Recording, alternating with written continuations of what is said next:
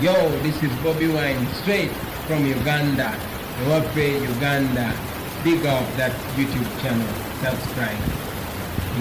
Kola video ku Facebook buli kaseera, ababera ku Twitter Space, ababera ku YouTube mwenna mwe balikola mulimu ogwo.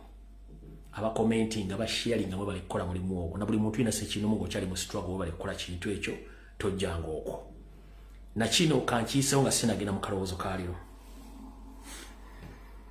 Bw'omanyi nti oli musajja owagira National Buzz Movement, oba oli mukazi ng'oli blogger, oba oli YouTuber, oba ng'oli ani, ng'oli ku social media, bw'oba oyagala kukola amawulire go, njagala kusaba w'ekitiibwa abantu nga bakikuwa. Saagala mudde mukwate bifaananyi byange mugatte video zammwe ze mwagala okugatta nga mwena kye mwagala muziteeke mu video zammwe. Gw'omanyi nti owagira NRM, National Buzz Movement, ng'oli ku Facebook, oli ku TikTok, oli ku YouTube, oli YouTuber, toddamu kwata kifaananyi kyange n'okigatta mu video zammwe mwaba NRM nga muzikozesa nga muyina blackmail oba propaganda kumwagala okukola. Please mukikome with immediate effect. Mukimanye social media eriko amateeka. Osobola okukola video y'ekifaananyi ekyo n'okiteeka ku page oba ku account yo, nze ne ngenda n'ekidownload oba n'ekijjayo n'ekisindika ku platform bananyisindika ku bananyini platform eza bagikulira. Account yo ne bagitwala oba gundi yo ne bagitwala, account yo ne bagitwala kubanga temwagala kutegeera. Omuntu yekka gwe nzikiriza okukozesa ekifaananyi kyange ye muntu ow'enkyukakyuka yekka.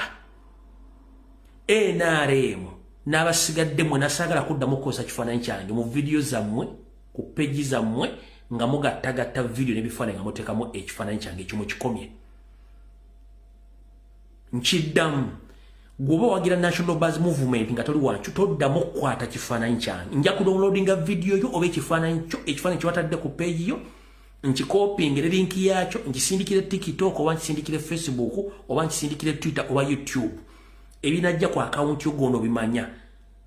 Sitera nnyo kwagala kuleka, mukiyitiriza nnyo okukwata ekifaananyi kyange mukigattagatta mukiteeka mu bintu nadamu basajja ba NRM. Ow'enkyukakyuka sina buzibu naawe. Osobola okukozesa ekifaananyi kyange ne video zange, naye gye mulekerawo aba NRM okukozesa ekifaananyi kyange nga mukigatta mu video zammwe nga mukola propaganda ne blackmail mu video zammwe mukikomye. Bw'oba okyayagala okubeera ku Facebook ng'okozesa account wa page yo, lekeraawo. Nina famire, nina abaana, byenjogera mbimanyi. Si kwatako kifaananyi ky'omuntu n'ekigattagatta mu bintu by'ekisiru. So tokwata kifaananyi kyange kiteeka mu bintu byammwe kolonga. Ekifaananyi kyange si kikyo. Kati oba towagira nkyukakyuka weesonyiwa ekifaananyi kyange. Bwe badde obaka katandike n'akalowoozo kaleero.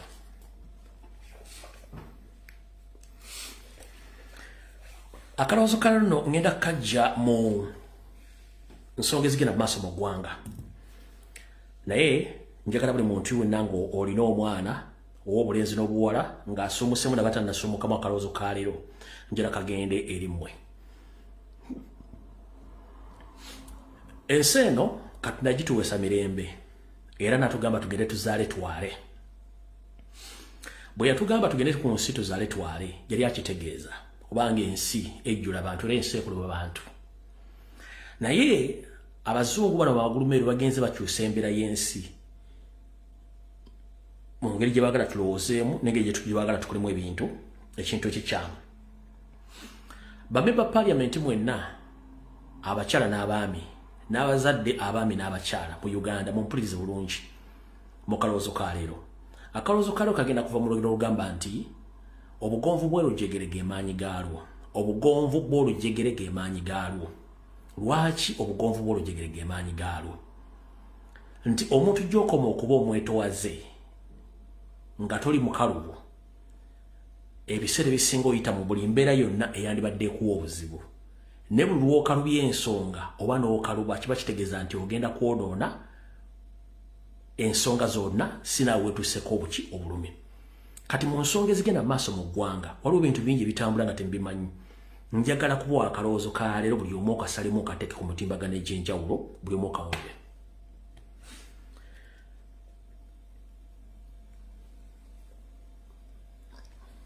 Mu nkola eyaffe ey'abakaddugala tuyina obulombolombo n'ennono ebbanga lyonna kwe tubadde tuyimirizaawo obufumbo nkiddamu ebbanga lyonna mu Africa tubadde n'enkola yaffe eyimirizaawo obufumbo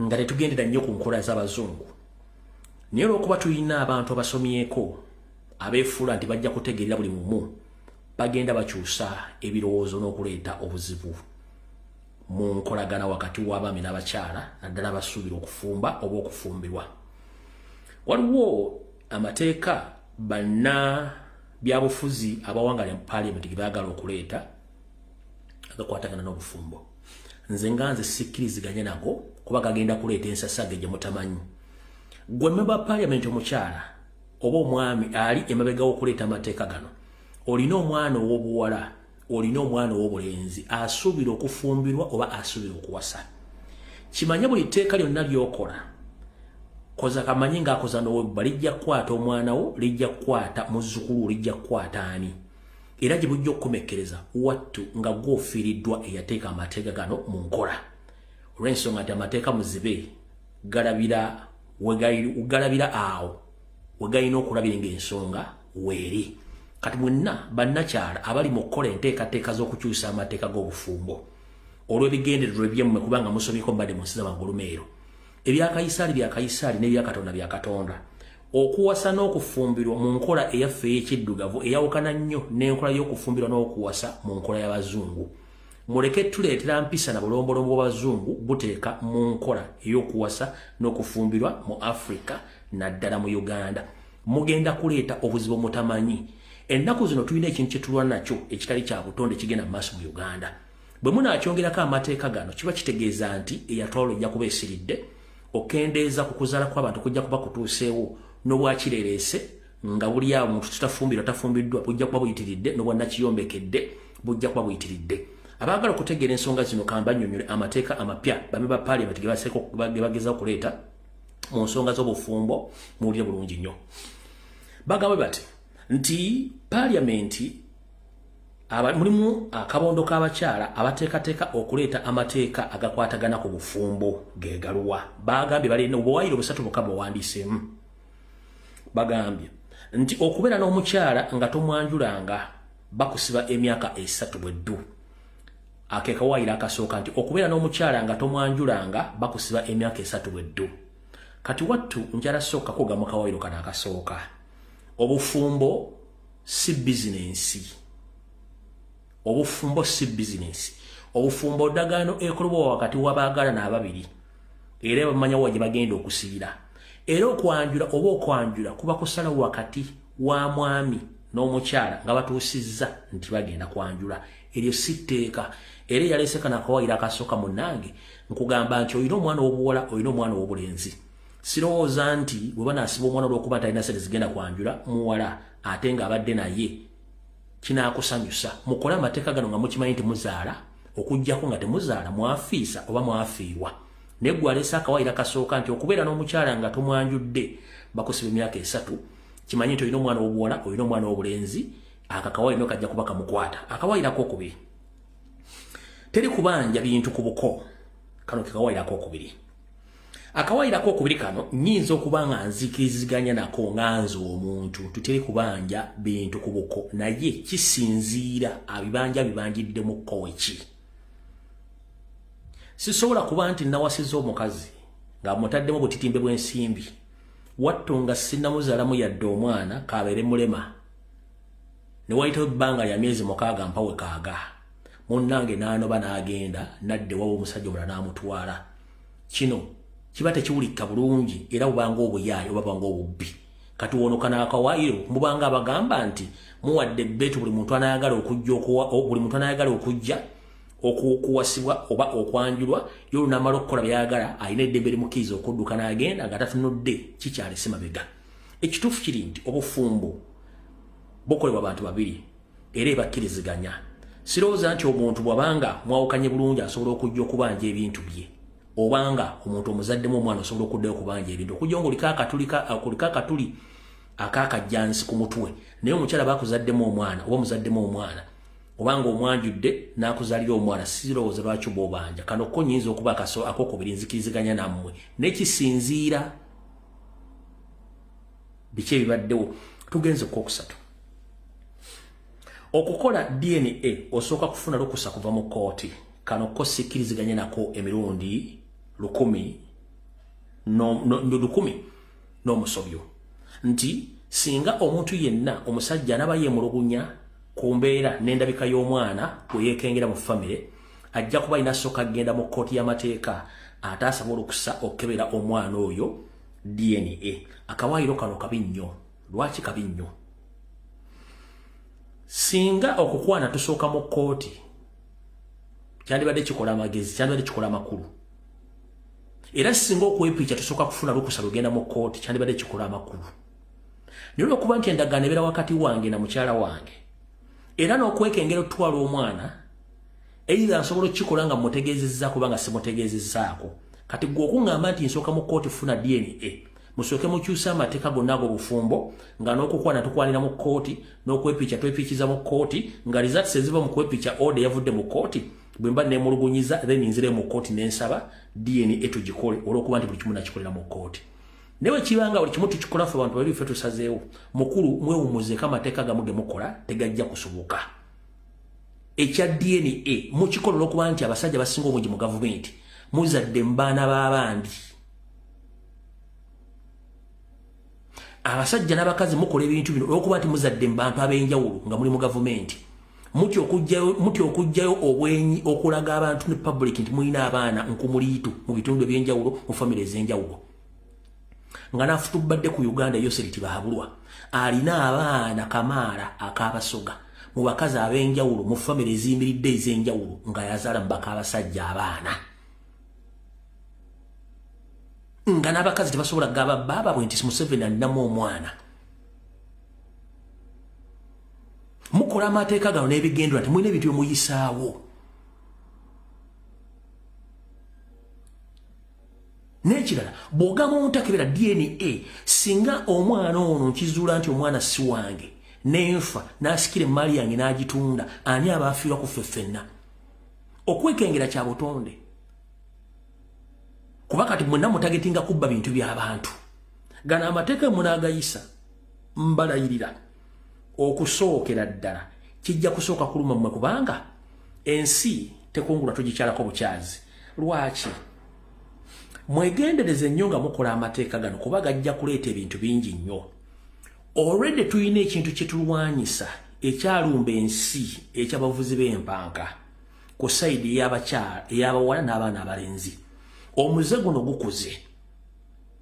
Nakola post wiiki ewedde oba wiiki ne bagamba nti ndi mweraliikirivu nnyo emisinde emize egy'abaana abalenzi okufuuka abawala bwe gitambulira. Era ndi mweraliikirivu nnyo emize egy'abaana abawala ku sipiri kubafuukira embeera z'abalenzi ngeri waggulu nnyo. Posti y'abantu bagikomentingako nnyo era bagisharinga. Bwe munaaleeta amateeka gano gagenda kuziyiza abasajja okuwasa n'abakazi okufumbirwa. Kino kigenda kulekawo generation eziddako. Mugeza kuteeka amateeka kendeeza bantu oba kubanga ne bwe nkuwasanga era oyina empisa embi ojja sigaza ng'olina empisa embi. Ne bwe nakuwasanga ng'olina empisa ennungi ojja sigaza ng'olina empisa ennungi. Muleke abantu beetaayenga Katonda bwe yabatonda ku nsi kubanga singa kyali nti gwe bawasa yazaala kiba kitegeeza nti bano bakawundako ku by'eddinisa bandibadde bamala kugenda mu church oba mu mizikiti oba mu makereziya okubagatta okuzaala. Nengeri Katonda gye kireka nga kiri automatic ebintu mubirekere Katonda biri waggulu wa kumanya kwammwe. Muleke kweyingiza mu butabikwatako. Kambalage ka video kano ku share shiba mulyoke mutegere nti ebintu by'omutinkula eby'obufumbo tugezaako kulwana ekintu ekyayingirira ensi ekisaanyawo olede obufumbo n'okwekyawo abaana batakyayagala kuwasa na kufumbirwa. Kati munaleeta amateeka gano mujja kira mu kalowoozo kaalyo kaako baabo.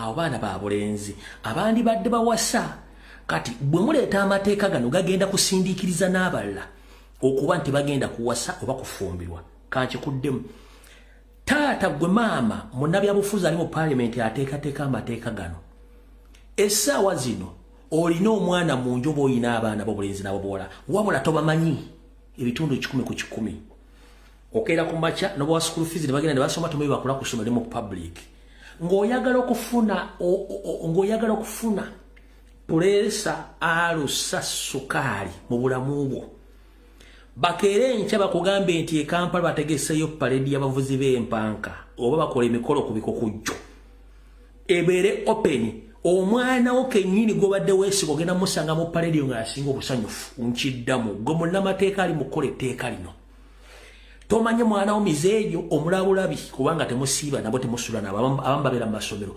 ng'oyagala okukakasa nti ensi yonna nfu bakere ku makya bagende baddeyo paredi y'abavuzi b'empanka mu Kampala mu Uganda eri open omwana wo yennyini gowa minisita owa member parliament owa chairman of C5 chairman of C3 owa kansala batekeyo paredi ojja funa pulesa sukaali alusi banze n'okutwala emulago ng'ofudde ng'oli ku oxygen lwa paredi lwojja otegeera nti abaana bamwe basinga obungi bonna baafadda kubanga temusobola kitegeera kati muleeta amateeka aganyigiriza obufumbo n'embeera eriwo mujja kiro zaako awo tuvuddewo kabadde kalowoozo tugenze ku kiggula luki ekiggula luki kyaliyo njala kiweereza mwenda bannayuganda olwalinaku z'omwezi 9 ezakooka ku mwezi ogw'e10 lwe lunaku Uganda lwe yagwa mu bizibu mwe kye muyita independence olwaliro ennaku z'omwezi 9 omwezi ogw'e10 mwaka 2024 bwe lwali bwe luti mu 1962 Uganda negwa mu bizibu by'ebyobufuzi kubanga tebyaliwo emabega olw'omugattingano gwakola wakati wa Buganda ne Uganda okufuna obwetwaze gwe wenna asanyuse olwaleero nti Uganda yafuna obwetwaze njala kugamba oli mugwagwa nakoze post B gwe wenna ali agamba nti Uganda yafuna obwetwaze era n'osanyuka n'ojagambiza ng'akimezezza okw'omusana oli mugwagwa post nazikoze ate si kirumamu oli mugwagwa lwaki oli mugwagwa kubanda bagambye nti only fools will celebrate the independence of Uganda lwaki okubeera independent bwe bwetwaze oba obwefuge nga weefuga kiba kitegeeza buli kimu okyesobolera kyetuusaako bwefuge obwongo omuntu kankuweeko ekyokulabirako bwoweza emyaka 18 nga tokyasoma ovudde maka ga kitaawu ogenze otandise ofunye omulimu opangisa weeriisa weenywesa weesuza buli kimu okyetuusaako n'abakazi okyusa b'oyagala oba n'ofumbira oba n'owasa n'okola buli kyoyagala kyetuyita independence oba independent gwe eggwanga Uganda olaba liri independent nga bw'oliraba teriri kubanga emyaka 62 bweddu bokyanga baga nti Uganda yafuna obwetwaze tetukyusangako buyinza mu mirembe kuwamba kutta na kuyiwa musaayi n'olwaliro kye tulimu eyo tebeera independence mu myaka 62 amasomero gafa n'okuzika ne kuggwa mu myaka 62 bamember parliament bannabyabufuzi buli afunamu enkenyera ng'ayiise Windows ennyonyi agikwera ku makya ng'agenda ebwayise n'agenda e Kenya n'agenda e Turkey n'agenda e India n'agenda mu America oba Bungereza okufuna obujjanjabi mu Uganda amasomero amalwaliro tegaliyo eba independence nkubuuza eba independence ku myaka 62 egy'obukulembeze oba egy'obwetwaze gye mugamba Uganda ebitundu 9 ku buli 10 bannansi tebalina mirimu bali idle and disorderly eyo independence ebitundu 9 ku buli 10 eyo si independence Uganda ensi gyomuga nti yeetongodde enensi budget yayo ebitundu 7 ku buli 10 sente zewolebwa buli mwaka mu bammanirendaazi okwetoola ensi yonna eyo gye muyita independence mu Uganda ekonome yayo eri mikono gy'abagwira ebitundu 85 ku buli 10 eyo independence nga n'omuchina yafuuka liteira oba yafuukaho katambuza bintu n'omuyindi naye atambuza bintu batunda ne kabalagala batunda n'amakoloni eyo independence nga nfundikira mwenna abadde bajaganya independence ne mbaga nti muli bagwagwa mwenna abasajja abakulu abatuludde emyaka n'abaloba nabyabufuzi olwali todda mugamba nti Uganda afuna independence olw'ensonga mu 1995 bwe mwaweza Uganda bwe mwagikwasa ne mugikwasa Museveni n'afuga Uganda emyaka 42 nakati awuli akyayagala gifuga kubanga mwamukwasa ssemateeka nga open check n'awandika mu mateeka ge n'ebiragiro kwe kufuga Uganda emyaka 4 Museveni yalonda buli kintu kyonna ekirimu obuyinza mu Uganda yensonga lwaki buli afuna ekizibu akugamba Museveni nyamba nga ate institution ezimu zandibadde ziri independent nga tezeetaagisa mbu mukulembeze aziyambe bagobye omuntu ku ttaka Museveni nyamba gobabbye Museveni nyamba ebitongole bikola mulimu kikubanga mwaddira constitution ne mugikwasa Museveni n'awandikamu ebintu bye yensonga lwaki alina obuyinza obuyitiridde kati njala baga gwe naga nti wafunye independence oli mugwagwa emirundi bugwagwa potabalika bugwagwa tetufunako independence kubanga singa twali tufunye independence twandibadde twakyusa dde obukulembeze mu mirembe nga tewaliwo kuyiwa musaaji kyekibadde kigulolo kikyaliro njala tandika video kati sharing a video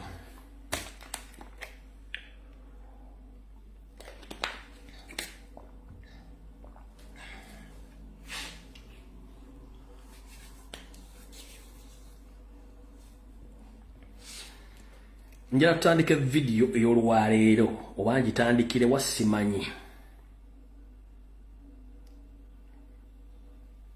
ndowooza ng'oyagala okumanya tetufunako independence nkwongera akalala era erakuga nti ensi erimu emirembe agamba nti ensi erimu emirembe yennyini atambulira mukuuma kamberenge kati ye yennyini emirembe gyammalako emirembe okuga nti eggwanga lirina independence yennyini yakugamba nti eggwanga lyafuna independence tali certain n'abantu baalimu atambulira mu bulletproof coffin yakugamba nti ali independent oba Uganda atambulira bulletproof coffin mwatambulira mbw ali independent oba Uganda is safe tetuli independent kubanga anona amanyi nti eri abamunoonya bagenda omutta atambula bulletproof coffin yiyo kati ogamba otyamba oli independent nga naganda ali independent yennyini atambulira mu coffin etayitamu masasi ng'ayimiridde wuuyo oyinza ogaa nti nkulimba wuuyo manze ndimu yenna yeraliikiridde wuuyo kangizeeyo girabe wuuyo kamukuleetera atambulira mu coffin wuuyo kuba ndi mulina independence eyo independence oyo eyo independence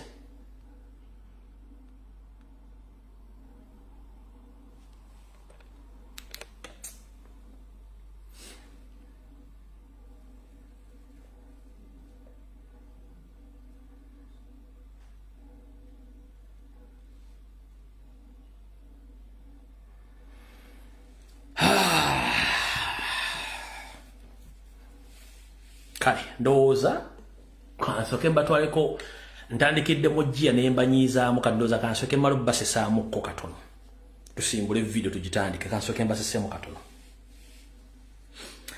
alright twabagamba nti mu Uganda mulimu abantu abeefuula nti bagezi naye nga ate basiru wattu mu Uganda olw'okuba nti media teriiwo tusanga abantu bangi nnyo abeefuula bagezi olwalwe nkoma okwogera ku muvubuka ono twabataddeyo video zonna ne muziraba engeri gy'abadde afiramu bannayuganda ng'ayogera ennimi ez'enjawulo ng'abuzaabuza abantu ndowooza mwakalabe kali ka video akasoose njala bazanyira ku video buno busatu mbateeketeeke tutandike video kuba saagala mubeera na stress njala tandika njala sooka basesaamu katono then tusimbule video kubanga n'omusomesa mu kirasi aba asomesa asooka n'abawamu ka break ne musooka musikamu kano mukola mutandika video tutandise ne mu kasambidde ulida biyatuga nti mutandike na kano. If we are to flourish as a country, we must develop what we call an idiot detection system.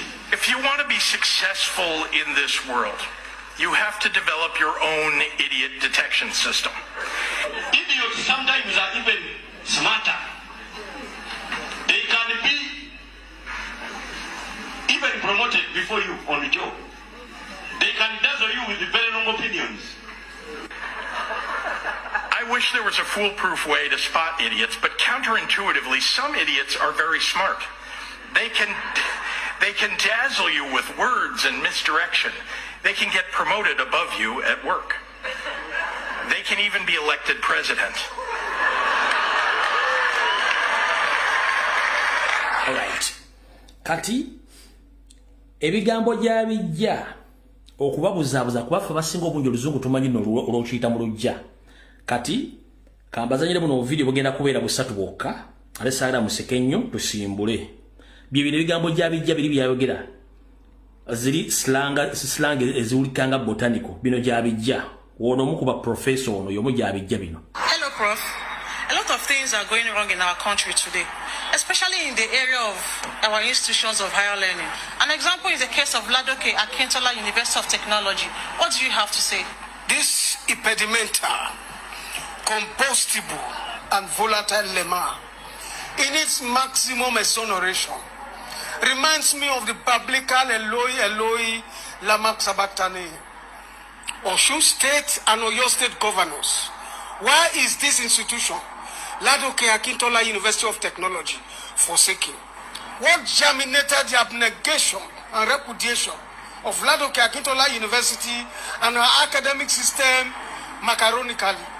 What happens to the funding? 4 years course metamorphosing into 6 years?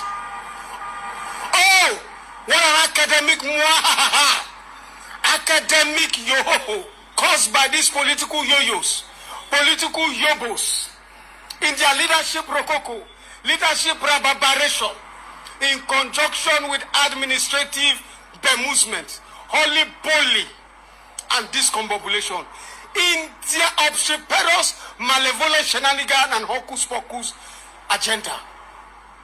Governor Ajimobi, Governor Aregbesola, you have discommoded and flustered 34,000 students irreparably. Okay. Kati eyo jajja oluzungulwe kati akabadde kanzise bwe buno obiri obusembayo buno bwadde bunzise nange naye mujja kakasa ndi bana basajja abayayi bangi nnyo kati buno bwadde bunzise kano buno obiri kano ke kasooka kano. What is your advice for Nigerians in 2023? Thank you very much. You see, as an academic juggernaut, an erudite egghead, a long-headed apologetic, and an highbrow pedagogical rabbi with multitudinous acuity and acumen, Professor Emeritus. And as an aficionado and academic charioteer, let me jaw, spell, orate, verbalize, pontificate punctiliously, vigorously, rigorously, scrupulously, and mathematically pedantic in a persnickety and pernickety modus operandi, denounced and devoid of a microscopic balderdash. Help us. You see, 2023 is a year of Fab Jaws, Bonza and Bija, Yabadabadu, and Ho Wahaha. You killed you. You see, and as the Fonset Origo and Terminus Aqua of the year, I am confident that this year will be eclipsed with Joy de Viva, Jacuz, and Jokun Jokundity. Use cutlass to cut Brahma for me. You see, I'm also hoping, craving, and hankering that every compost mentis homo sapien would not be engulfed in a hukum hohum, flapdoodle, topsy-turvy, bourgeois, and a hanky-panky jiggly-pokry bugaboo. And you see, gazing at the contemporaneous status quo and phantasmagoria of the country hitherto, we can all recognize, prognosticate, and even deduce that the economy of the country keeps nosediving and plummeting in an aqua of austerity, destitution, melancholy, ramshackles, kefeful malaki, and cataclysmic quagmire and brouhaha. It's because of net 30 naira that you're speaking all this grammar. So my advice to Nigerians on how to change this situation is for everyone to actually go out and collect their PVCs and make sure they vote wisely in the forthcoming elections. Gaga kwangaga. Kano ke kasemba yitugende. kale kana akasembayo ojja okutegeerera ebigambo baali mu kooti nga waliwo looyo awolereza omuzi w'omusango ne awolereza gavumenti buli omu yalaga munne nti amanyi oluzungu gibyaggwera ng'abadde awolereza omusibe ayagala kudduka mu kooti waliwo ogenda okutiira ensi otegere bambidde ebintu byakola byakyewulira My Lord, if I may, standing on all existing protocols, standing before his barrister Boniface Njoko, ex-choir, 20 years plus of practice. I cannot subjugate my personality with a baby lawyer trying to subjugate and incapacitate my client's altercation. Innocence must be adorned before any form of justice must prevail. I begin my defense with the Latin adage that says, Nemo sensato ignorare legem. That is to say, and I quote, ignorance to the law is no excuse. My client here has been accused of extrajudicial murder. How judicial can he be?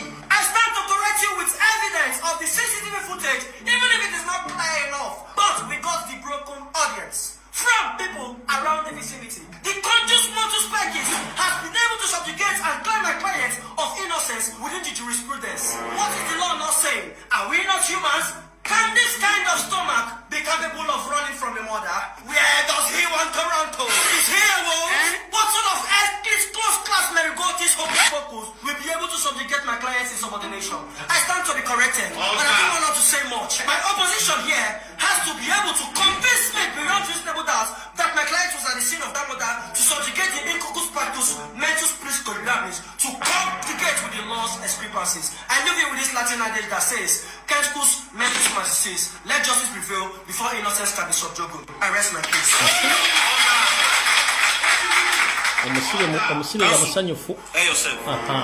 Thank you very much. And first and foremost, let me give you my rubrics, nomenclature, predomen, cognomens, and non-diplom. I'm Professor by Titus, the academic juggernaut, and elegant and a long-headed apparatchik in this whole cosmopolitan metropolis. Thank you very much. I must thank you, my lord, for giving me your Brobdingnagian, elephantine, gargantuan, and titanic ears, and you deserve prolific honorific ability to Nakadibos. Now, let's proceed to the case. You see, looking at the crinkum crankum, the nuts and bolts, and the egodi that have eclipsed this whole edifice, you can deduce that what this corpus mentis homo sapiens have been saying is just utmost degree pokery, hanky-panky, and stupendous. Objection, my lord! Objection overruled. Council is trying to overrule the sense. My friend, will you sit down? Continue. First and foremost, ex abontasha and nim kondi oslo as vociferously yakitiyad and verbose ex morimotu. You see, if you wrap your medulla oblongata, hypothalamus, and hippocampus around this whole issue, you will deduce that it is just a Brobdingnagian cataclysm and predicament. This crack blade like it. My lord, it never is like it. Sorry, objection sustained. If you talk again, I will slap you. I'm not your mate, though. My friend, will sit down.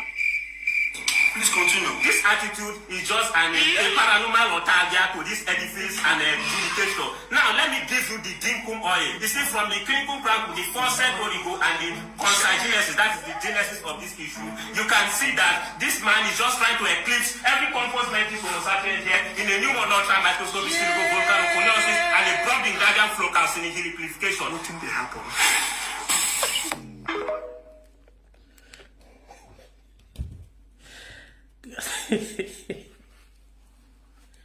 Omusibe yasooka nalowooza afunyira oyo amanyi oluzungu kati omuwabi wa gavumenti n'aleeta dictionary ng'ate endala kuyomuwolereza w'omusibe nejjaaji yennyini yatya mu kooti n'abali bazze okusanyukirako omusibe buli omu yayagala kufuluma kooti kati bano lwe luzungu mbidde lwagenda n'ajjayo eri n'aluleeta n'alwogera mu public kati banayogera tugamba waaw musiru ng'amanyi oluzungu kumbe ogenda obibumuuza mu dictionary nga tebiriimu kati beebo njagadde osooka obbasesaamu tutandike video bulungi nnyo munansonyiwa sibwenti bwentera okukola naye video ya leero si nnyangu era katutandikire wano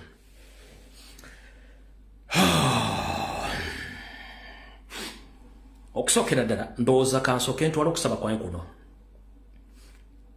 njagala jjajjaffe ow'Obuyisiraamu ow'ekitiibwa ennyo omulangira w'Obuyisiraamu Kasimu Nakibinge obubaka buno bujja kutuukako era nsaba ne mufuti we Kampala mukadde Sheikh Mubajje n'amasheeka abalala mbasaba n'obuwombeefu nze ndi musajja siri musiraamu naye eddiini y'Obuyisiraamu ngigoberera nnyo tubasaba nti waliwo omuze oguzze mu bamasheeka abamu okutandika okulumba obwakabaka bwa Buganda naddala nga balumbira ddala Ssaabasajja Kabaka. Ekintu kino kikyamu. Tetumanyi oba gavumenti yebatuma oba beetuma bokka. Ekintu kino oluza bandibadde bakikomya. Kubanga ffe ng'abantu tetulina ntalo na ddiini, buli muntu waddembe okukkiriza mu ddiini gy'ayagala. Naye ate bw'osukka n'olumba eddiini y'omuntu bw'okukkiriza kw'omuntu bw'omuleeseeko olutalo. Tetwandiyagadde nnyo genda mu ntalo zino olw'ensonga zivaamu ebintu bingi nnyo. Buli muntu bw'okwata ku kukkiriza kwe ate afunamu enkenyera. Jjajjaffe Kasimu Nakibinge bamasheeke mwenna bali mu Uganda. Mbasaba n'obuwembeefu mutandike okunonya amasheeke bano mubagambe nti ebintu byebakola bikyamu nnyo. Olw'ensonga nti nze nganze omuntu ngezezzaako nnyo okukubiriza abantu obutateekawo kwawukana mu ddiini na mu ndowooza na kulwana bintu biryo byakiyita mu luggya. Bamasheeke bano wano wammanga okuli ono magulu nyondo tuleze nyondo tukondaganye n'enyondo eyo tulabe bataata oyo omu bano babiri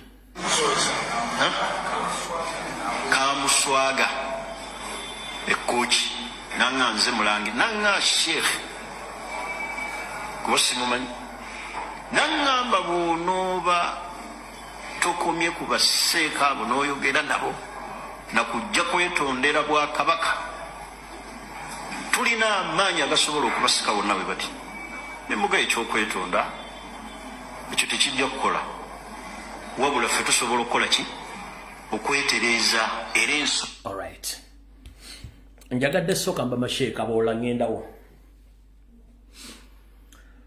Ffenna tukimanyi bulungi nnyo tuli baddugavu tusibuka ku lukalu lwa Africa. Tuwe enzikiriziganya n'entegeera n'ekitiibwa buli muntu yenna gy'aba asinzidde mu kukkiriza kwe. Tetukkiriziganya mu kuyomba wadde okuwanyisiganya ebigambo kubanga ffenna tuli baddu ba Katonda waddu ba Allah. Ne bamasheeka bagufudde muze ogw'okulumba Ssaabasajja Kabaka atalina muntu agenda mwogerera ate nga yamukulembeze waffe. Tetwandiyagadde nnyo tteekawo nkayana oba luwonko wakati w'Obuyisiraamu n'abantu ba Ssekinnoomu. Mwandibadde mutuyamba ne mukoma ekintu kino. Naffe tusobola okwogera naye ezenkanankana n'ebisikiwa tutezaaka. Kubanga nze nga natandise okwogera jjajja nsobola okukuggira ebyafaayo nga nsinziirako bye nasoma ne bye ndabako ne bye mpulira kubanga ndi muddugavu ng'eddiini bandeetere mu nsawo zituusa ku lukalu lwange. Era nsobola n'okusinziira we nnyimire ne ggamba nti eddiini ani yazisabo zireeta nti bwali bwakabaka bwa Buganda. Era nsobola okuyimira mu kkowe ne nkubuuza nti kitebe ki eky'eddiini ekikulu ekiri mu lukalu lwa Africa nga wasinzirawo eddiini ng'ekitebe kyonna eky'eddiini enkulu nga kiri mu Africa nga tekiriwo. N'enkuza byafaayo netandika okunnyonnyola ebintu buli omu ne tutandika omukyusa endowooza nakyo tukisobola. Naye tetwagala genda nnyo mu nzikiriza eno na kwogera bintu bino lw'ensonga nze mu famire mwensibuka wa jjajjange Lumbuye yazaala abaana wabula mu ntalo ezaaliwo abaana bano bayawuzibwamu eri abasindiki okujjawo nti entalo z'amadini ezaaliwo okendeeza okufiirwa abaana jjajjange eyawula abaana n'asindika abalala n'abasindika mu Buyisiraamu abalala n'abasindika mu Bukristaayo abalala n'abasindika mu Bukatuliki ne mu Protestanti ne basaasaana ne baawula ne beewala entalo ez'amadiini. So si nti yali akyagala kyamuwalirizo kikola kyovula famire zaffe osanga buli muntu yina nga alina enzikiriza ye era tetwawukana mu nzikiriza y'abantu awo kubanga tuli ba musaayi gumu. Naye mwe munaasinzira okuvula Ssaabasajja Kabaka nga mukozesa eddiini naddala Abayisiraamu n'abalokole mususizza olumanyiro n'akamanyiiro. Ebintu bino munaabireetamu nga mwagala tutandike kugenda kwogera bigambo buno ku social media. Muyinza okunyiiga ennyo nga tetwandiyagadde munyiika oba ebigambo tubima tusobola obyogera. Twandiresewo enkolagana egamba nti omuntu akkiriza mu buwangwa n'ennono asigaze enzikiriza ye. Akkiriza mu Nabbi Muhammadi akisigale nga akkiriza mu Nabbi Muhammadi. akkiririza mu Yeroma, akkiririza mu Yebungereza, akkiririza mu Yegulisi, akkiririza mu ya asigale nga akkiririza mu ndowooza nga Katonda bw'amulambika mu ndowooza ye. So si kusala ddiiro layini kuyingira mu layini ya munno. Ekyo mukikomye. Naddala okumanyira Ssaabasajja Kabaka atagenda kwogera. Ekyo mukikomye. Bwe tunaatandika okugamba nti tujjayo mundu kutandika kalakata madiini. Teri munnaddiini asobola kuwangula lutalo lwa bigambo nga lulimu okwogera okuva ku nnono ensibuko y'omuddugavu. Mujjukire olukalu lw'omuddugavu eddiini baatuleetera ndeetere. Tesibukangako mu Africa. Era yensonga lwaki musituka ne mugenda Saudi Arabia, yensonga lwaki musituka ne mugenda Gulisi, ensonga lwaki musituka ne mugenda Bungereza, ensonga lwaki musituka ne mugenda Roma, ensonga lwaki musituka ne mugenda mu America, ye wasibuka eddiini za mu kukula Africa tukuliko kitebe kikulu kya ddiini yonna. Mutokwate empola.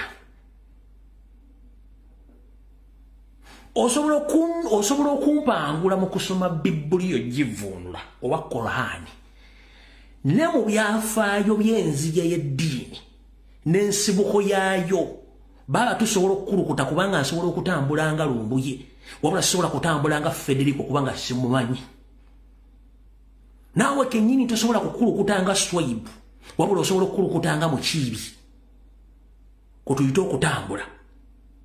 Kati gezesa okutegeerako nti bwe basobola kutambula nga Swaibu oba Federico ninawe nnyina okukoma. Oba sobola kutambula nga John ninawe nnyina okukoma. Nkusaba gwenda munnaddiini akkiriza mu ddiini yo, sigala w'oli tolumba muntu munno. Mulekeraawo akamanyiiro akasumagiza eyeyalira. Nsobola otambula nga omuntu asobola otambula nga Nandutu, omuntu asobola otambula nga omuntu naye tosobola kutambula mu linnya lya ddiini ngwire lyakuleetebwa musole mulesooke mukendeeza akamanyiiro. Nyongera bajjukiza eddiini ku lukalu lwa Africa baleeta ndeete. Era nyongera okujjukiza ku mataba agawandiikibwa mu Bibuliya agali gagenda okusaanyaawo ensi. Katonda we yawera Nuuwa biragiro kuŋŋaanya buli kyonna ekissa ku nsi bakiteeke mu lyato kisobole okubeerawo. Abaddugavu mwakuŋŋaanira luddawo ku linnya eryato lya Nuuwa.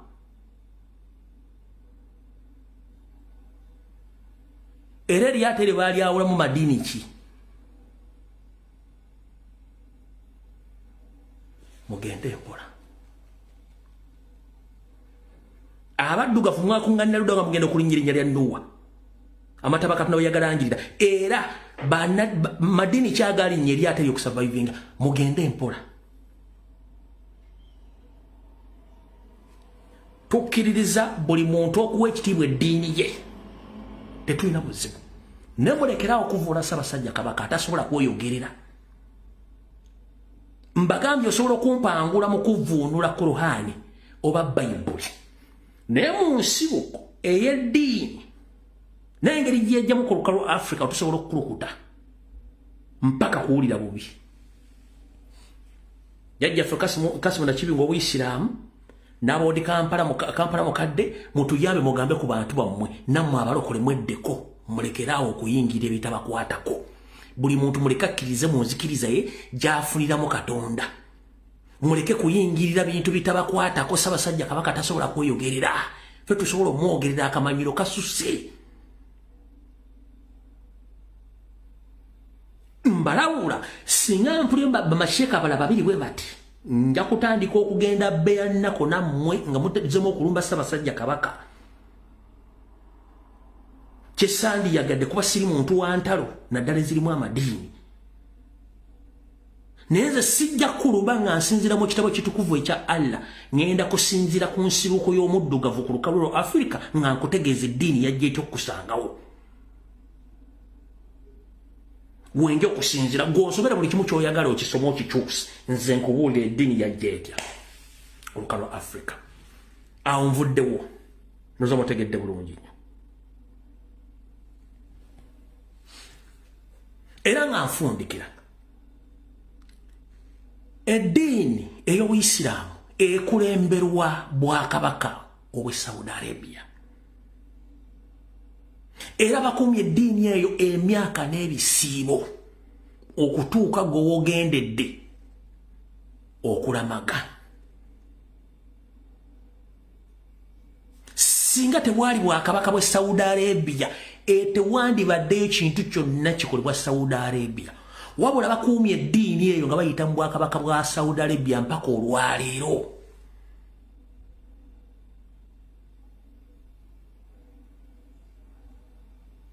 Okusinzira ku buvuyo obuli mu Middle East, singa tewali Bwakabaka bwa Saudi Arabia, singa eddiini y'Obuyisiraamu yasaanawo dda. Naye Obwakabaka bwa Saudi bwe bukumye eddiini y'Obuyisiraamu n'okugifuula kyeri, n'okubanga ne Saudi Arabia erimu emirembe, mugenda okweyagalirayo genda okukola hijja, bagundi mukule. Kitegeeza bw'ovuma Ssaabasajja Kabaka ne Kabaka w'e Saudi Arabia b'omutwaliddemu.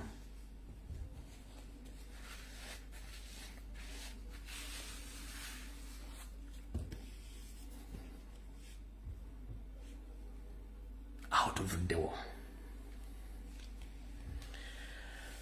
Tukoze ku nsonga endala.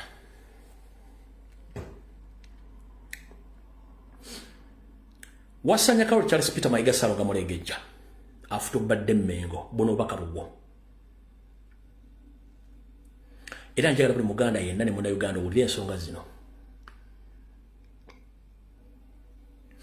Buli Munnayuganda yenna aweza emyaka 18 waddembe okwesimba mu kifo kyonna ekyobukulembeze ky'aba ayagadde bw'aba alina ebisaanyizo.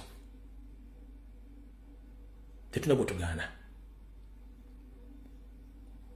Wabula okutambulira n'okulinnyira ku bantu n'okwonoona okulemesa abantu abamu okubeera kye balina okubeera mu nsi kye tuvumirira. Essaawa zino Ssaabasajja Kabaka musajja wattu gye mwamuwambira ne mumutereka gwe ne weefuula Kabaka, gy'ogenda ku mikolo n'otambula nga warlord nga Kabaka, ne musindika abantu okuvuula Ssaabasajja Kabaka nga mukozesa gavumenti. Banyabo ne bassebo, abasajja n'abakazi, abazaana ba Kabaka ne Bannayuganda, ndi wano bategeeza mu butongole ebintu kolwa byonna eby'okuvuula n'okuvuma Ssaabasajja Kabaka tagenda kuddamu kigambo kyonna. Mayiga ne Museveni ne Ssemwaayi be babiri emabega. Mayiga, Museveni ne Ssemwaayi be babiri emabega bakola ebintu bino. Nabagamba nti bagezaako nnyo ekifaananyi kya Ssaabasajja Kabaka kijja mu kifaananyi ky'abantu ba bulijjo bamufuula ekintu ekitagasa. Yensonga lwaki bukyanga Mayiga ajje Mmengo okuvuma Ssaabasajja Kabaka gufuuse mulimu ng'ate bagusasula. Era tavangayo wadde okuggula omusango gw'eppeeji mu kkooti ng'avunaana omuntu yenna okulumba Ssaabasajja Kabaka kubanga yakisasulira.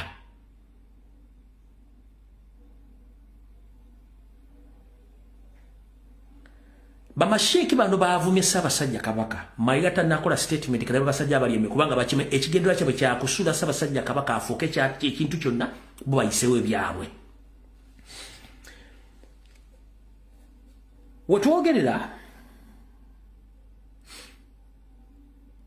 omwami ono ye Minisita Museveni mumanyi azze avuula Ssaabasajja Kabaka ebbanga lyonna. Era nga mukwano gwa Mayiga abadde bangoberera ebbanga nabaleta n'ebifaananyi footage balaga nti olwo Mayiga yasinkanako NAMAYANJA n'abako ensonga ze bakkiriziganya. Jo babadde eyo mu bitundu by'emukono ku nsonga z'ettaka. Mayanja yakutte Ssaabasajja Kabaka n'amukola bw'ati. Mmengo tennakola wadde statement n'emu bonna basibise. Wabula kyakola kiruwa. Mayiga olw'okuba nti ayagala kwesimba okuba pulezidenti mu nteekateeka ya Museveni nti ye Museveni Windows ziyise bandiyagadde okuteekawo omuntu alina ekifaananyi afaanana n'Omuganda batambulize obukulembeze bwekifaananyi kibazimba. Banyabo zino bassebo ndi wano bategeeza nti nga sinanyaza videos Mayiga agenda kwesimba okuba pulezidenti naye agala sooka kiyisa wala. Najja nensirika ku nsonga za famire ya Tambala emirundi okujja okwetondera Mayiga. Nali musajja mugezi nnyo kubanga nali nkimanyi kye bavuga. Mayinza ebintu byensooka n'entulansi n'emibala. 1. Mayiga ayagala kusiga ekifaananyi nti ye Muganda yekka kati atuukiridde mu Buganda olw'okuba nti ali Mmengo akozesa ofiisi y'Obwakatikkiro n'ensimbi za Buganda okutandika okwesiga ekifaananyi ekimuleeta atandika okulwanyisa Kyagulanyi nga bwe yakigamba yagamba nti nze anwanyisa wano nja kulwanyisa mu byobufuzi vidiyo girimu girina yagamba buli agezaako kunwanyisa wano ngenda kulwanyisa mu byobufuzi naffe tujja balwanyisa mu byobufuzi kati ye kennyini yasitusa olw'ensonga yakitegedde nti munywanyi we nfanfe de mapuga mpuga ekifaananyi kye kyafudde wa worldwide nga takyasobola kuyimira wantu ne bamuggyako hadisi kati ye n'asalawo kabyambale ajje yensonga lwaki kati ali mu kukola country tour omwezi guno nga gugwako agenda mu America, Canada, Europe ne UK agenda kuddayo ngenda babuli ebyabadde ebiri mu America kati omwami ono okuleeta family ya Tamalemi ye yennyini yekingini yalinga oba yekini yeshiyetinga bano okujja omwetondera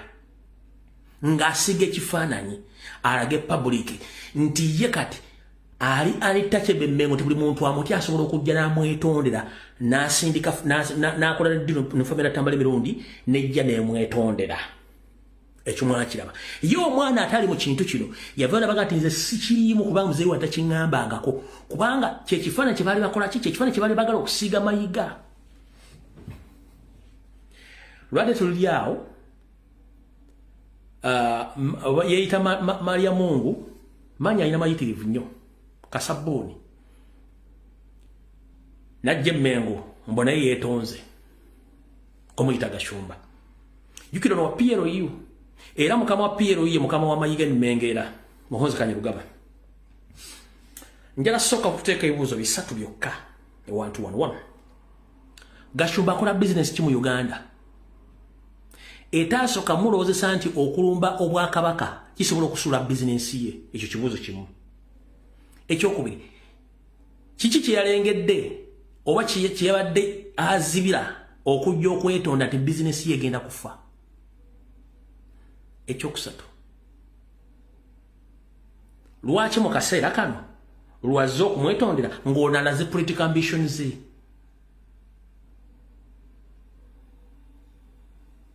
yamuvumya ejjo ebibuuzo bibadde bisatu byokka bitono nnyo kubanga balina kye bafumba bakola ttiimu kategenda okulumba Kyagulanyi ku makya n'olweggulo nga beetaaga mashinale eyasoma propaganda okujja okulumba Kyagulanyi Ssentamu nga bamukozesa ebibuuzo bibadde bisatu byenkubuuzizza Gashumba mu kusooka okulumba obwakabaka nga ne mayiga mwamutwalidde Gashumba ali akola business ki gy'atasobola kuprotectinga mu budde bwe bwalumba obwakabaka n'alumba Mmengo business egenda kufa lwaki akikoze kati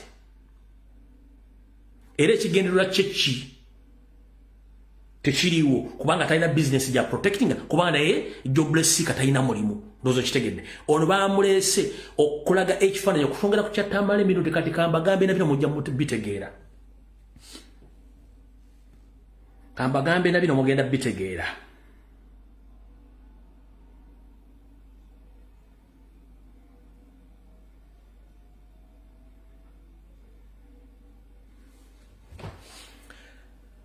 Frank Gashumba wavaayo tewewunyanga Dr. Tyamale yazzeeko oba kisa kya Mukama oba kisa kya Manyuma yazze n'abalala bangi nnyo bagenda okujja era okuwa obujulizi ku kino nti balina ekintu kye bavuga okuteeka ekifaananyi ky'ono ono yakunamira kabaka ng'amakugunyu gamulinga ga nvubu yayogedde bw'ati nga bulijjo njagala kutwala omukisa guno okwebaza owekitiibwa Mukuumaddamula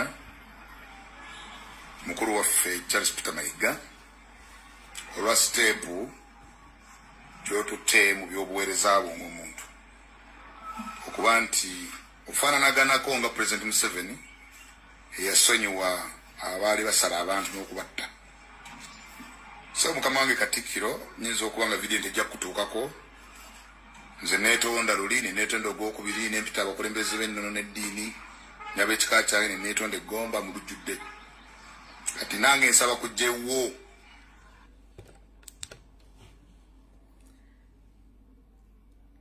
ndozo kitegeera bano bonna bapira oligi ba state mafias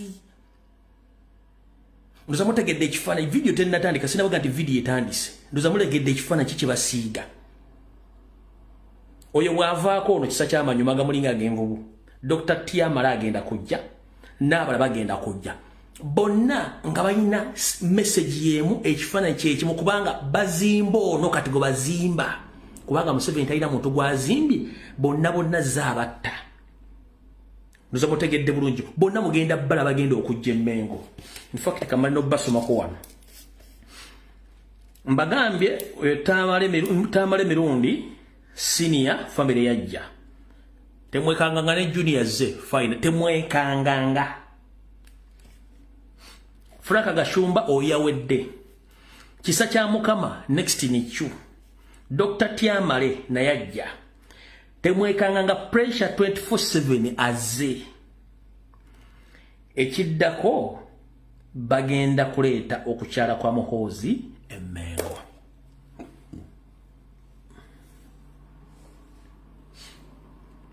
na kino kankyogereko mujja kirabo kujonga bakikyusizaako ekivulu ekiggalawo omwaka ekyenkuuka omwami ono wasanyakawo Charles Peter Maga yakiguzizza dabbala mbaluga hale era nga temwewuunya nga PLU overtakings ekivulu ekyo mu December nga 31 kubanga baagala kupromotingirawo PLU mbagambye ekivulu bbala Mayiga yaguza bbala mu ekivulu naye nga information gyetufa okuva mu nsonda ez'enjawulo bbala mbaagala kikozesa ku promotingira mu PLU olw'ebigendwa byabwe ekyo nakyo mukitegedde muwulire bulungi nnyo nga muwulya information kuba temugenda jijja wantu wala wonna ekyo nakyo mukitegedde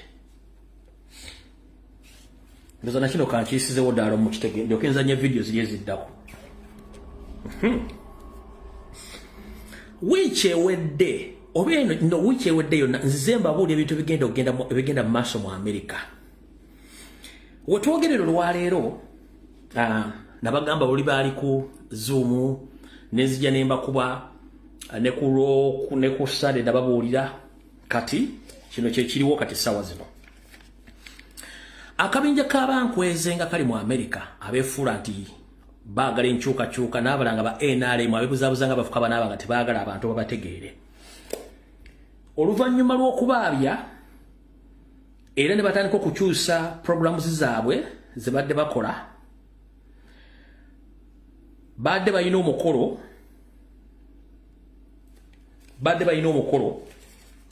ogw'okutegeka nga Mayiga ebintu bino bina bitaddemu ssente nga mu kusookerera bategeka nnyo emikolo gya Buganda ng'emikolo gino gyonna ba NRM bagitegeka n'aba b'enkwezi nga beefula nti bankyukakyuka kati waliwo programu eno yali erina kubeera Boston naye bwe twagikubye n'enkuba n'enkwezi engezigirimu programu bagikyusiza bagiyita Buganda Day Celebration mujje tujaguze amadda g'omutanda naye ogenda babuuza mujje mujaguze amadda g'omutanda yali alaze ludda wa gye mwali mumusindise era gye mutamubanjangako zino zenkwezenge wattu mbu hosted bayigwanga mujje Boston naye ng'ate bagitutte New York era nga bano basasuza ssente omuli $25 $5 ne $10 ompulya bulungi nnyo kati essaawa zino bagenda gitwala California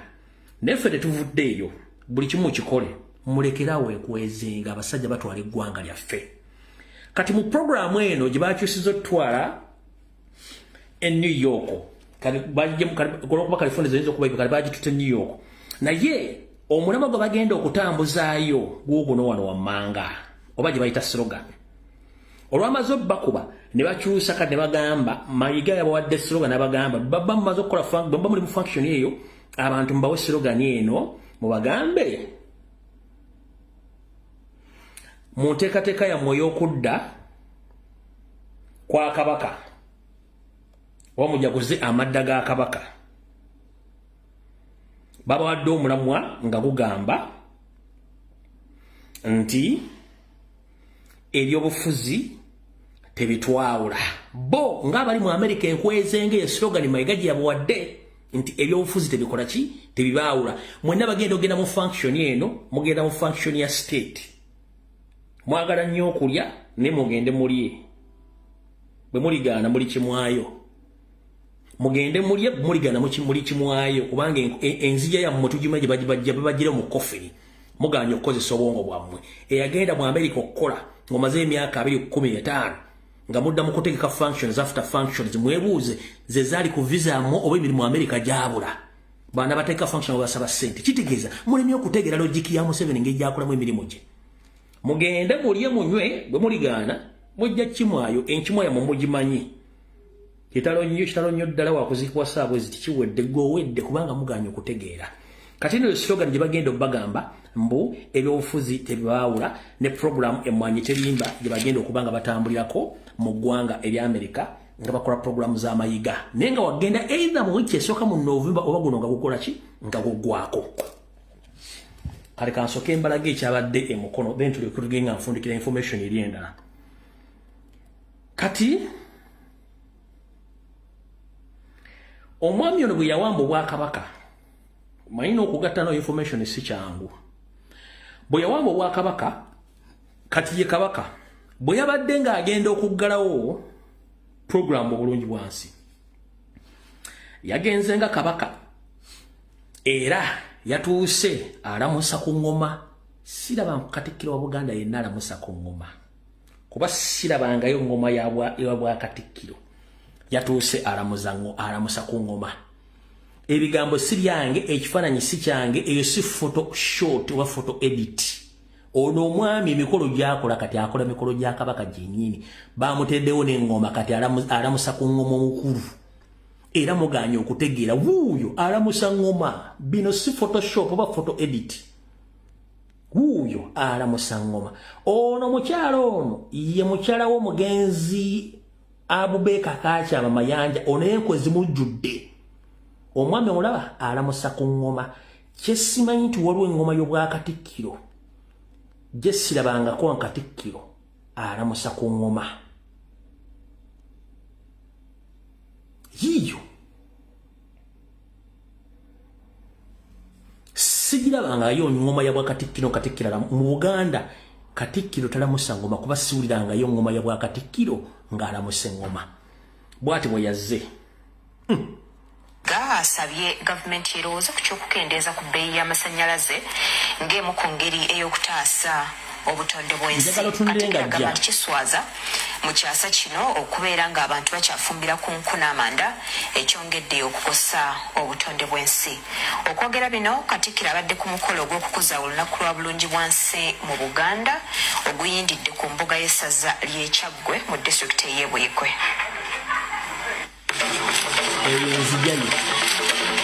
Bulinga munana omwezi gw'ekkumi buli mwaka Obwakabaka bwa Buganda bwalutongoza okukulizangako olunaku lwa bulungi bwansi essaza ly'e Kyaggwe lyategese olw'omwaka guno era nga Katikkiro wa Buganda Charles Peter Mayiga yabadde omugenyi omukulu okwogera kw'enkwatata kwetoolodde nnyo okukuuma obutonde bw'ensi. Tukusaba otuusize okwebaza kwaffe eri Ssaabasajja Kabaka olw'okusiima omukolo guno ogw'ameefuga ga Buganda okubanga olunaku lwa bulungi bwansi ne gavumenti ez'ebitundu mu Buganda Ssaabasajja yasiima mu mwaka guno 2024 lukuzibwe mu ssaza lye lino ery'e Kyaggwe.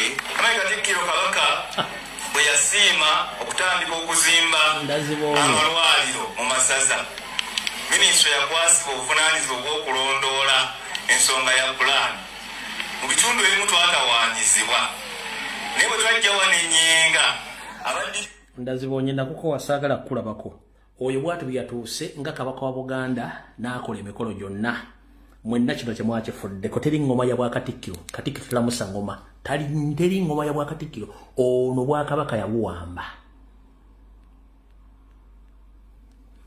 kati awo tuvuddewo omukulu mukwano gwa Mayiga era nga state minister wa lands NAMAYANJA yabadde emukono kyeyakozesa abasajja Kabaka wulira bulungi saagala onyige essimu togikuba wansi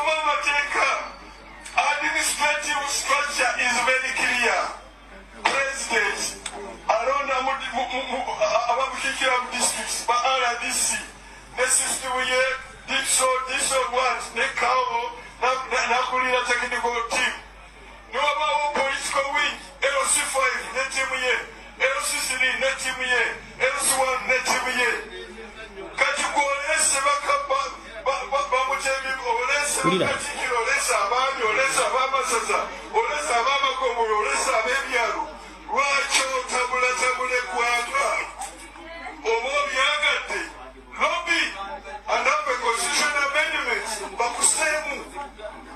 That one I say it clearly without fear of favor nabagamba bebugere ettaka eryo bebugati ya kabaka ebyabulimba ettaka lino lya district ezo kabaka mutebi oba yagala ettaka aligule oba yalisikira okuba kitaawe abeere nalyo netondera public land n'oluyita private land oba oyagala state within the state ekyo tukigaanyi kubanga ebyo taata omuteesa byakola.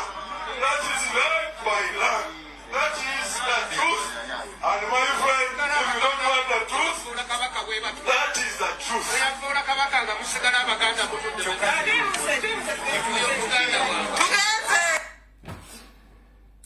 Kati omwombo yamaze okuvuula kabaka abaganda abaddewo ab'enkizo ne bamusindikira ebigambo. DPC yayimuse n'akwatako omusajja omu n'amutwala ng'abaganda batandise okusituka. Wulira.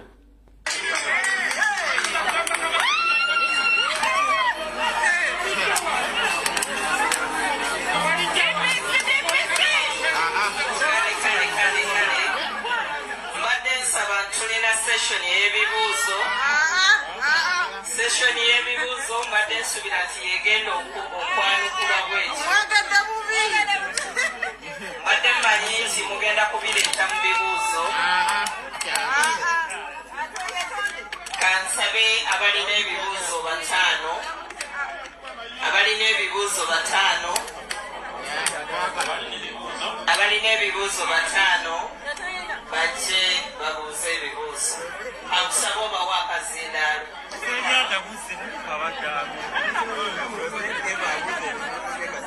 Tubuuza block 530, block 190, 192. Alright.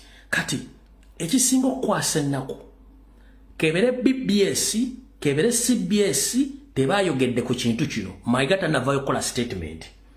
Bukedde bwe yabadde ezannya eggulire lino teyalazeeko kintu kyonna kyapeninze oba mayanja ngavula kabaka oba biki ebyavudde mu kuvula kabaka. Kano ke kabukedde. Wulira oliko otegere nti bana basajja ekigendera ky'okuvula obwakabaka n'okuvula Ssaabasajja kabaka omuteeka wansi bakipulaninga bulungi. Gano gabukedde. Ensonga y'ebicupuli by'ebyapa 510 ewaliza minisita omubeezi w'eby'ettaka Sam Mayanja okugenda emikono ku woofiisi z'eby'ettaka eza Mukono Ministry Zonal Office muzo okutangaaza abantu ku nsonga eno mu lukiiko olutuuziddwa. Lwetabyemu RDC wa Mukono Fatuma Ndisaba, akulira muzo Doreen Tumushabe, meya wa Mukono Elisa Nkoyoyo, bannannyini ttaka, abapunta, abasuubuzi okuwadde ne mu Kirimuzanganda n'abalala bangi. Tumushabe akulira muzo asomedde minisita alipoota ku byapa bino ebiri ku block 503, 19, 193 ne 107. N'ategeeza nti bakozesa tekinologiya ne bakizuula ettaka eriri ku block ezo lirina ebyapa bibiri ekitegeeza nti ekimu kya kicupuli era nga bakoze entegeka. Olw'obudde tugenda kumalayo katambi ako mengesiise kubanga Mayiga ebintu bino birina biri ku script empandiike. Jjukira nabagamba nti mu memorandum of understanding Mayiga gye yakola wakati we Mayiga, Salimu Sale, David Wasajja ne Museveni erina okujja obwakabaka ekitibwa kya kabaka ne kabaka yennyini. Kati bino ebyokuvuma Ssaabasajja kabaka n'ebyokumuvuula biri mu memorandum of understanding. Era ono agenda cooperatinga nga kabaka wa Buganda n'olwaliro kyali mu kkola essaawa zino yeetadde mu kifaananyi kya kabaka. Wabula Abaganda bali eyo mukuumaddamula obwakabaka yabuwambadda. Ate saagala Muganda yenna alinkubira ssimu nga nti bintu twabiwula tetwasobola kutegeera nsonga zino. kubanga okumanya kwammwe kukoma kumpi nnyo temwagala kutegeera nsonga zino. Bwe tubaga ebintu bino muga nti atuwalampa Mayiga simatuko. Mayiga musajja Munyarwanda ne banne bonna Banyarwanda baagala kusaanya Obwakabaka bwa Buganda. Ndi wano bategeeza nkiddamu. Ndi wano bategeeza mu memorandum of understanding nabagamba nti Mayiga gye yakola ne Museveni yagamba nti n'ebika by'abantu ebiri wansi wa Buganda ebibadde tebimanyikiddwa nnyo bya ddembe okuvayo ne byejjayo bitandika okukola emirimu n'okufuna obwetwaze. Bambidde mbalaba bagashuma mbalaba abalala bavuddeyo ekyankubye enkyukwe empulira nga nfa era singa nabadde Kampala singa either ndi musibe kuba Kayibanda nadde ngenda mutta nkiddamu kyankubye enkyukwe nempulira nga nfa Kayibanda Seeguya wayita Seeguya singa nabadde nga ndi Kampala Kayibanda nali nja kutta.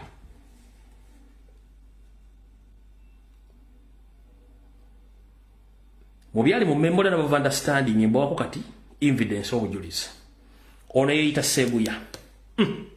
Development Association akulembera abalundi bonna mu Uganda olwali ennaku z'omwezi nga 6 njagala okukwasa chairman wange owa Buyikwe district akulembera abalundi bonna mu Buyikwe district.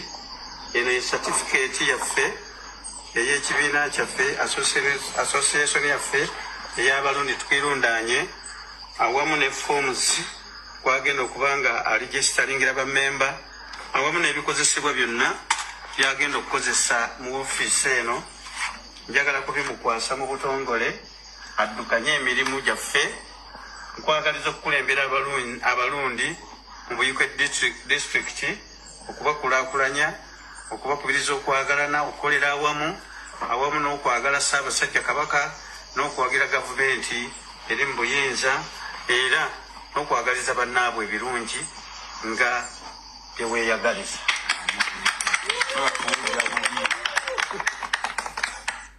Ekisinga okunnuma oyogera mu lulimi Luganda ng'okimanyi toli Muganda gwe Seeguya Muganda we Charles Muvawala zonto gamayinga zonto ali mu America. Charles Muvawala katoba ye amyuka akulembera YONA ye Bukenya. Charles Muvawala Bukenya zonto ye Muganda osimanyi ubono ono mukulu Kayibanda mukulu oli ye Charles Muvawala zonto Bukenya ono ye Seeguya ne yakulira abalo n'olyango obusungu bukuluma mukole enkwe ez'okusaanya abasajja n'abakazi ne bazzukulu baabwe abaabalera nga mulemeddwa ensi z'ewammwe kati ono yakulira abalundi mu Uganda n'amanya balina ga Kiganda. Mu memorandum of understanding ne basomera bye bino ebintu erinnya bina lyaganizi gwe Seeguya kale ate kikunonooza abalundi nga Burundi nsi yeetongodde kwata bulungi ensawo zo odde wammwe Burundi naawe yeyita Omunyarwanda kwata ensawo yo odde wammwe Rwanda musigale mwogere ennimi zammwe muva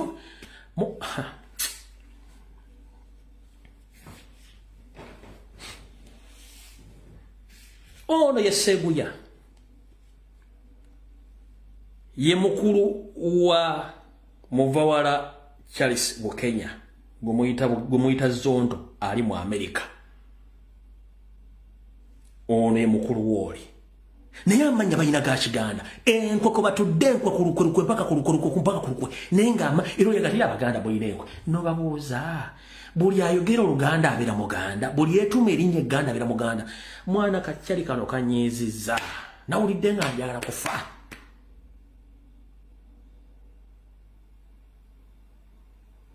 Kubanga Museveni kyayagala bino byonna bateeka wansi Buganda n'Abaganda slowly bagenda banyiga bwe mba temusobola kwevaayo kwerwanako kubanga atudde Mengo is part of that group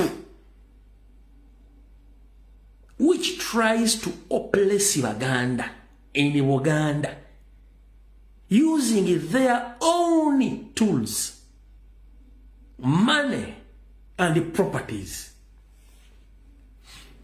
Mayiga omusajja Omunyarwanda akozesa ofisi ya Buganda, ensimbi za Buganda, ebizimbe bya Buganda okusanya Obuganda ng'ali mu Buganda ng'asanya Abaganda.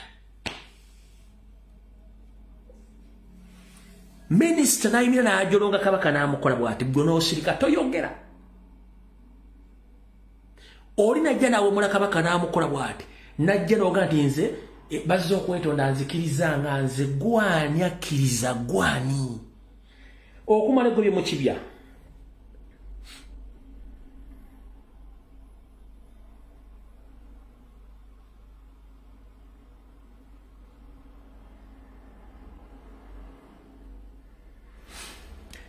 Wikyero kennyini omukulu ono Omunyarwanda afutobadde Mmengo yakyusizza eddiro lya Kisekwa oba kooti ya Kisekwa ye neewulira bwe yawandiise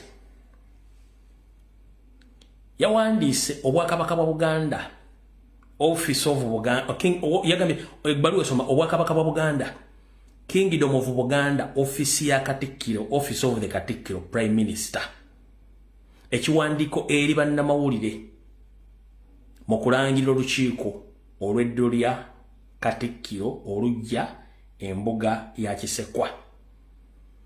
Era bwe yabadde awandiika mu kiwandiiko kye baafuga ati Ssaabasajja Kabaka asiimye okukyusa liido lya Kisekwa.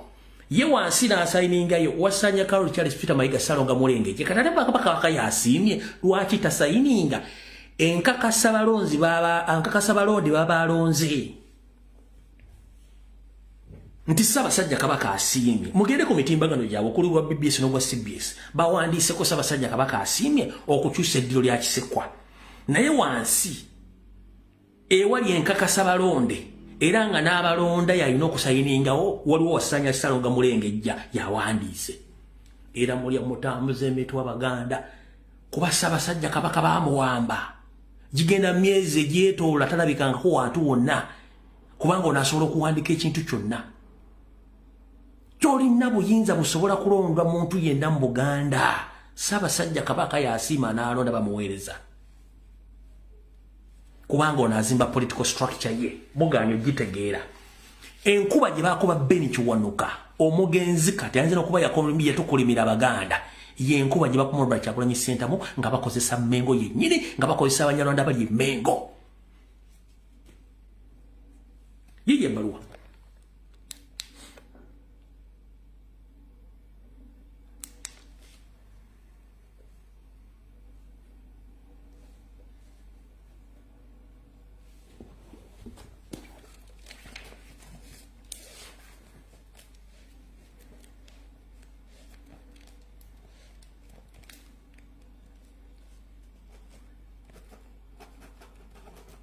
ozamutegedde bulungi nnyo.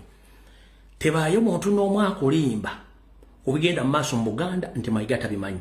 Ssaabasajja Kabaka muwambe gye baamuwambira ng'obunyolo gwe nabazanyidde wiiki yonna gye baamukwatira bubajjira muteekeeyo tanyega ne Ssaabasajja Kabaka bw'ate bw'ali onaakola buli kimu. Eyo ekitundu ekisooka kiwedde kati tugenze ku gender politics era vidiyo etandise. Tugenze ku gender politics video etandise. Tutandikidde wano.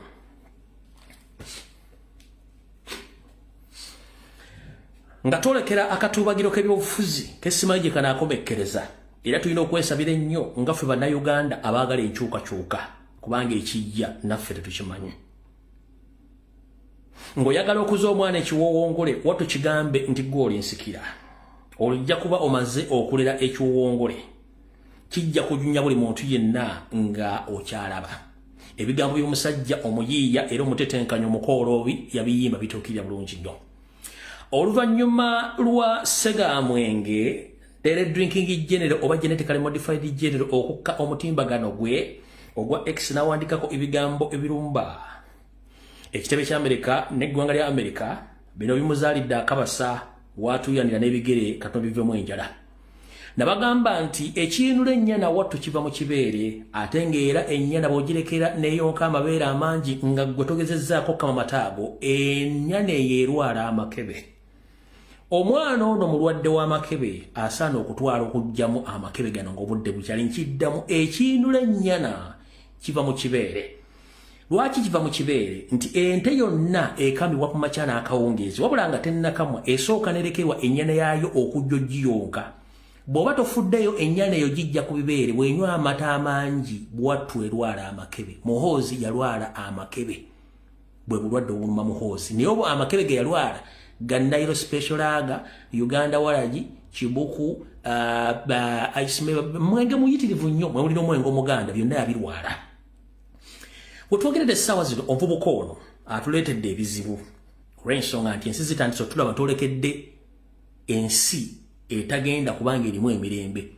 Nti omuntu wabeerera ng'aga nti yaduumira amagye naye ng'ate mu kuduumira amagye asobola okutandika okwogera ebiga bisobola okuvaamu akabasa ne kaleetera eggwanga ebizibu nga bassaalumanya ne bannaalumanya bonna balugendeddemu. Mu nteekateeka gye balina nga balaba tebalina gye balaga bataddemu ensimbi okuteekawo diversion ku diversion ezibafuukidde ekizibu. Ndi wano bategeeza buli kyolaba ku social media kyonna diversion. Njagala okwebaza mwenna abaana ba People Power, abaana ba National Platform, abaagala enkyukakyuka nga mulimu silent muntu. Mwebale kati kusoma diversion buli omu agenda funa degree oba diploma njibawe kuba mwaqualifies. Wabula mbulamu akantu aka. Kanodu ditekita koka kakyabasika nnyo simanyi lwaki nodu zibasikiriza n'okuwemula ebisigadde byonna mu bikuguse naye kati sabujekiti bbiri zibatawaanya eya nodu n'ey'okuwemula ezo sabujekiti ngenda basaba mu ezo sabujekiti muziperfectinge nodu zireme kubajja ku mulamwa kubanga ezo diversion mugenda kulaba nodu zi. Naye noduzi zino zirimu ebibi bibiri. 1. Noduzi zino zibajja ku mulamwa naye ate zoono n'ekitiibwa ky'abakyala. Abazikola bonna si baana banzola ya Uganda bonna bafu bazibu.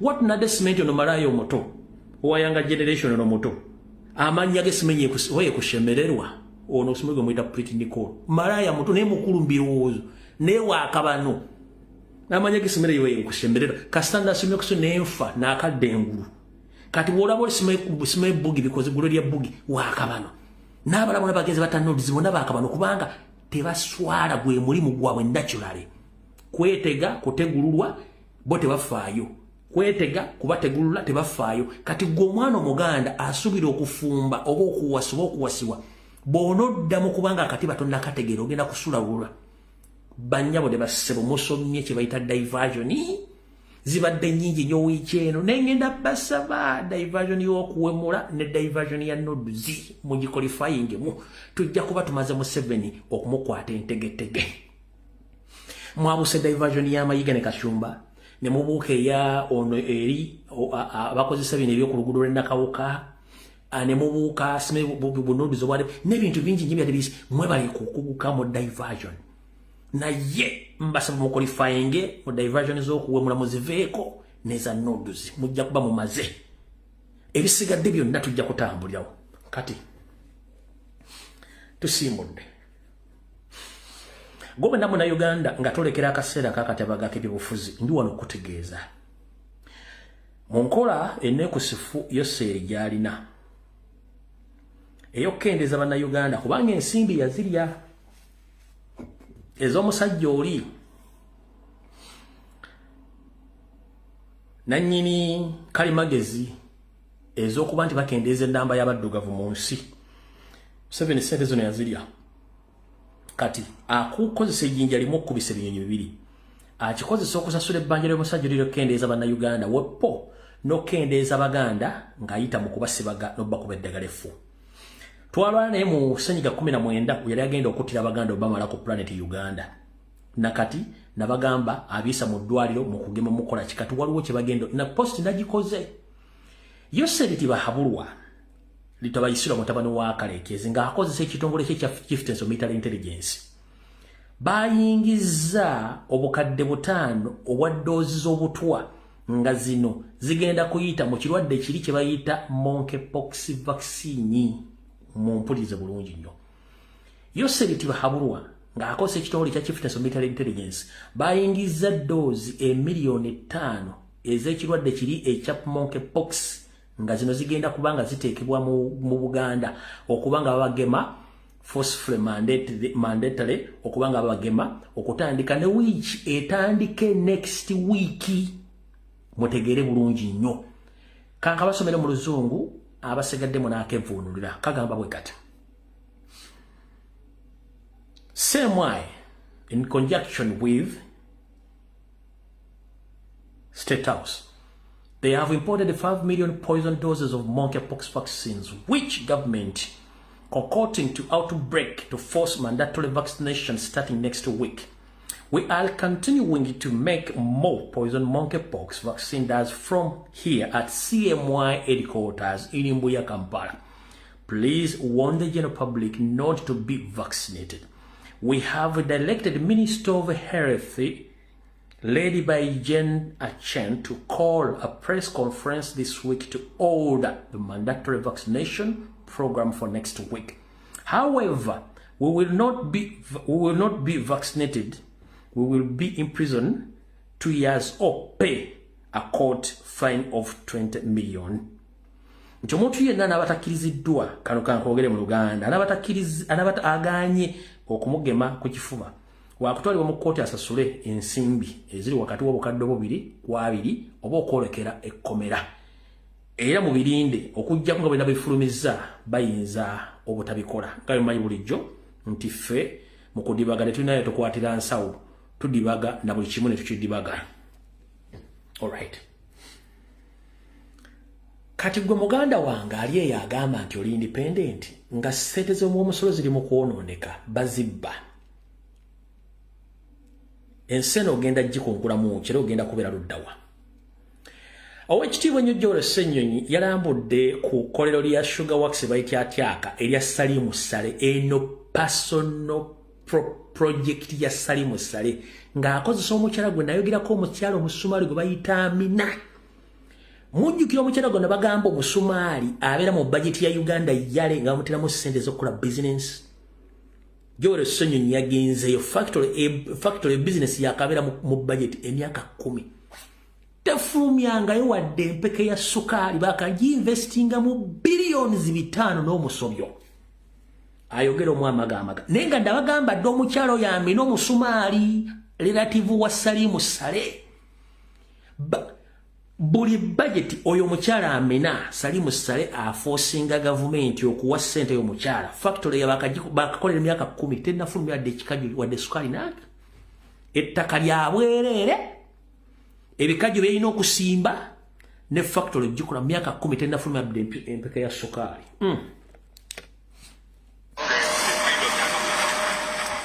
Akuli oludda oluvuganya mu Parliament wamu n'olukiiko lwe olw'ekisiikirize basibye mu disitulikiti ya Mulu okukebera ku limu gy'okukola sukaali mu kampuni ya Jack Sugar.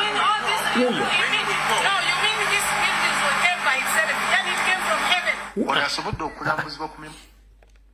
Oli abyabagambe nti you mean all these structures you think they just came from heaven and go and come down.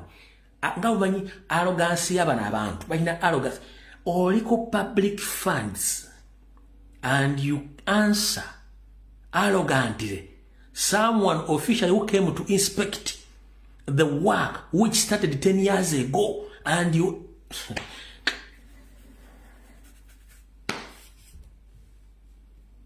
kanka badilemu uyo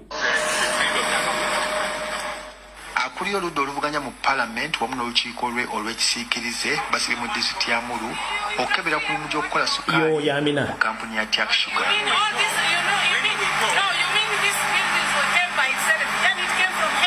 Ono asobodde okulambuzibwa ku mirimu egiri mu kukolebwa wano. Kampuni eno yatandikibwawo kati emyaka 11 egiyise era nga gavumenti emutuukidde olwaleero egisaasanyirizzaako obumbe 553 mu obukadde 700 okubayambawo ku mirimu gyabwe. Kyokka Joel Ssennyonyi yeewunyiza wa ssente zino gye ziraze kubanga tasanze yadde empeke ya sukaali.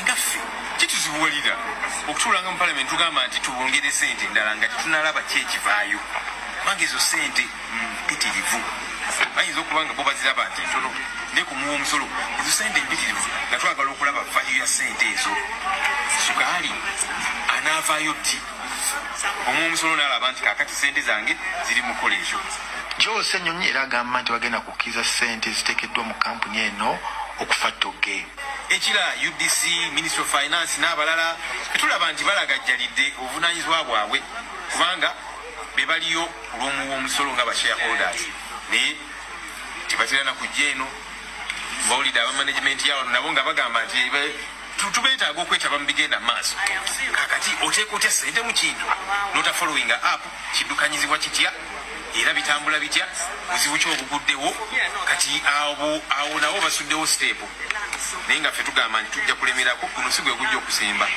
tulina okumakinga sure nti sente omw'omusolo ze yateeka mu projekiti eno tezifa togge tezoonooneka bwe zityo ekyo tekitugenda kikkiriza. Excuse me, before visitors, can we just have the opposition? Obuwumbi 500 mu obukadde 7 plus ze zaakagenda ettaka eryo lya bwereere ekikajjo kisimba kiyinza okukulira mu myezi 8 ku myezi 10 n'emeka mu myezi 8 ku myezi 12 baba wa hard cash tosobola kungamba nti installation of machines zisobola okutwala emyaka 10 nga bakya installing machines ekizibu kiri luddawa kisaovuga salimu sale okuva yayingiraga okuva yava mu nsiko ye yafuuka yakola parallel state government ye ngabira mu budget nga buli project yonna gye baleetanga bagisomemu mu budget 50% of that project sente zibeera zize 50% of that project yonna beetereddwa mu budget ya Uganda sente ziba zize personal ziba zize oba ziba personal zize kati ngezo baga nti bali obuwumbi 5 mu bukadde 7 kwata mu ejjambi yote mu kati sente ziba zize ng'omuntu kati naddira bano baba ataddewo ng'obugologosi okulaga ensaasaanya y'obuwumbi 5 mu 7 plus butya bugenda okulaki okuwanga abwanjula mu mpapula nenga tebuliyo yensonga lwaki amanejinza okuzimba luweero yonna kapeeka naamu kati gankubuulire omuntu sekindomu ne buga nti ogenda kuzimba factory yakola boga embwet ngeri ku ekemu oteekeddwa okuba nga olina bank loan either eri ku international level oba ku international oba ku local nga sente ziri mu billions ogikola omusajja azimbye kapeeka industrial area ku sente azijja luddawa. Can anyone answer me this question where this man gets all that fucking money?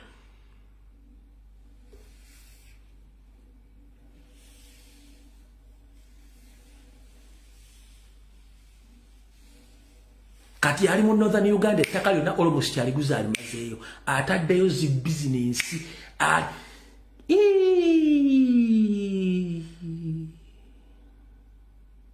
Omunyarwanda tulyose tufugibwako buli ggwanga lyonna wabula omunyarwanda bambi otufuze tusiimye buli kimu tukitegedde tukulozezza buli kimu tutegedde entegeerayo enkolayo obutemu bwo obubbi bwo arrogance yo obukyaji na buli kimu tukirozezzaako ate ekyo kyakifunako until nga tusituse wabula over our dead bodies buli muntu yenna ng'oli related ku munyarwanda gavumenti bw'ekyuka ojja kifuuwa ng'okizzamu kubanga you have to be accountable for each and every economic crime gye mukoze against Uganda. Crimes against humanity. Crimes against indigenous. Chandibadde kizibu nnyo to identify these people, their management, their behaviors, each and everything, but buli kimu tokirowozezzaako. we know who are you right now. Tumanyi mwe bani. Twebaza nnyo Mukama Katonda. Twandibadde tutwala obudde okumanya capability ya mwe ebizibu byonna tubitegedde kati. Eggwanga temulyagala, muli babubbi, bannansi tembaagala, mubasosola, mubatta, buli kimu kyagala. Tweyanziza nnyo. Ne mujjukire buli kintu kiriko entandikwa n'enkomerero. Atayagala kulira bintu bino watu sigenda kufuwa mukka matu otegeere naye enfuga embi enziba ya ssente egenda kutuuka mu nsawo yo gwe kennyini ng'ensawo y'amanda gye wagulanga emitwalo 2.5 egula emitwalo 200. Siga nti emiti gye batemu omwana gibuze no kubanga bad governance and corruption inflation ereetebwa abasajja bano okwatasiriza omusolo ne baziteeka mu bintu ebitazza musolo yegenda okuleeta gwe okutandika okuwulira ekintu kyolowooza nti kiri nnomo nga tekiri nnomo ng'ani akireese ebo. Omwana obutalya kyamisana na kyaggulo wadde ofuna school fees si nteekateeka ya Katonda Museveni ne famire yo. Ebbulwa ly'emirimu mu Uganda si Katonda Museveni yabireese ne famire ye. Ekitta bantu ekiwamba bantu kyonna Museveni yakireese ne famire ye. Enfuga bbi okusosola mawanga n'okugoba abantu ku mataka si Katonda. Oli taddaawo n'atugamba mbu Katonda asazewo mboneebone n'okubonaabona kukusalibwa omuntu wa bulijjo olw'enfuga y'embi. Gw'oyagala kuŋŋamba Katonda yazimba amalwaliro oba Katonda yazimba amasomero. Katonda yayingiza yakola amasannyalaze mu Uganda oba Katonda yali Minister of Education and Sports. Katonda yali mu economy yali mu kusuubula no. Ebiseera mu Katonda tukyawa bwerere n'okumunenya bantu bannaffe be tufaananya langi n'endowooza n'entegeera nga twawukana mu birowoozo byabwe n'ebigendererwa byo bye batukola ebintu bino byonna.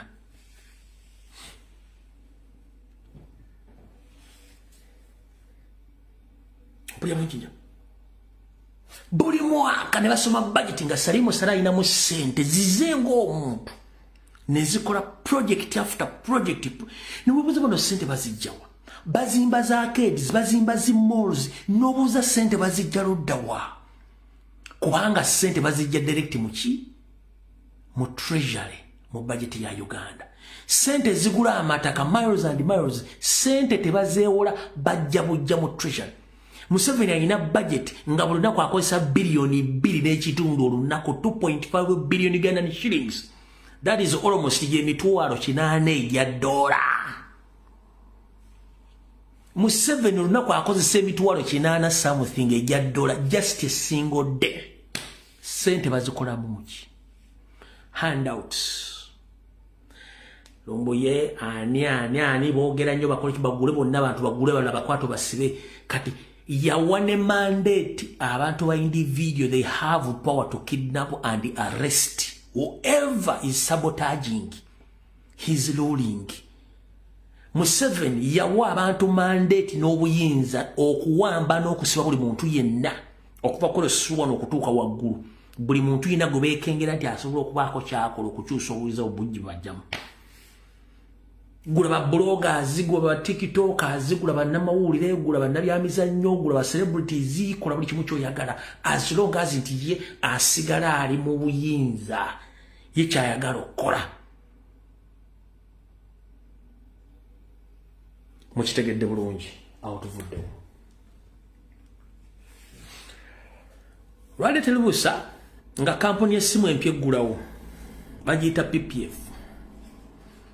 Era CEO wayo ye yasoose okukuba essimu ng'akubira bakasitoma baabwe.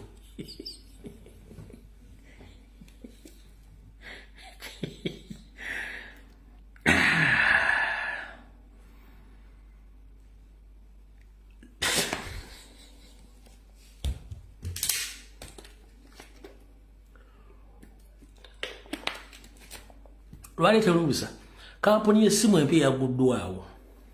CEO wayo Lukwago. Gino. Hello Uganda. Wake up Uganda. Rise up Uganda. Freedom for all.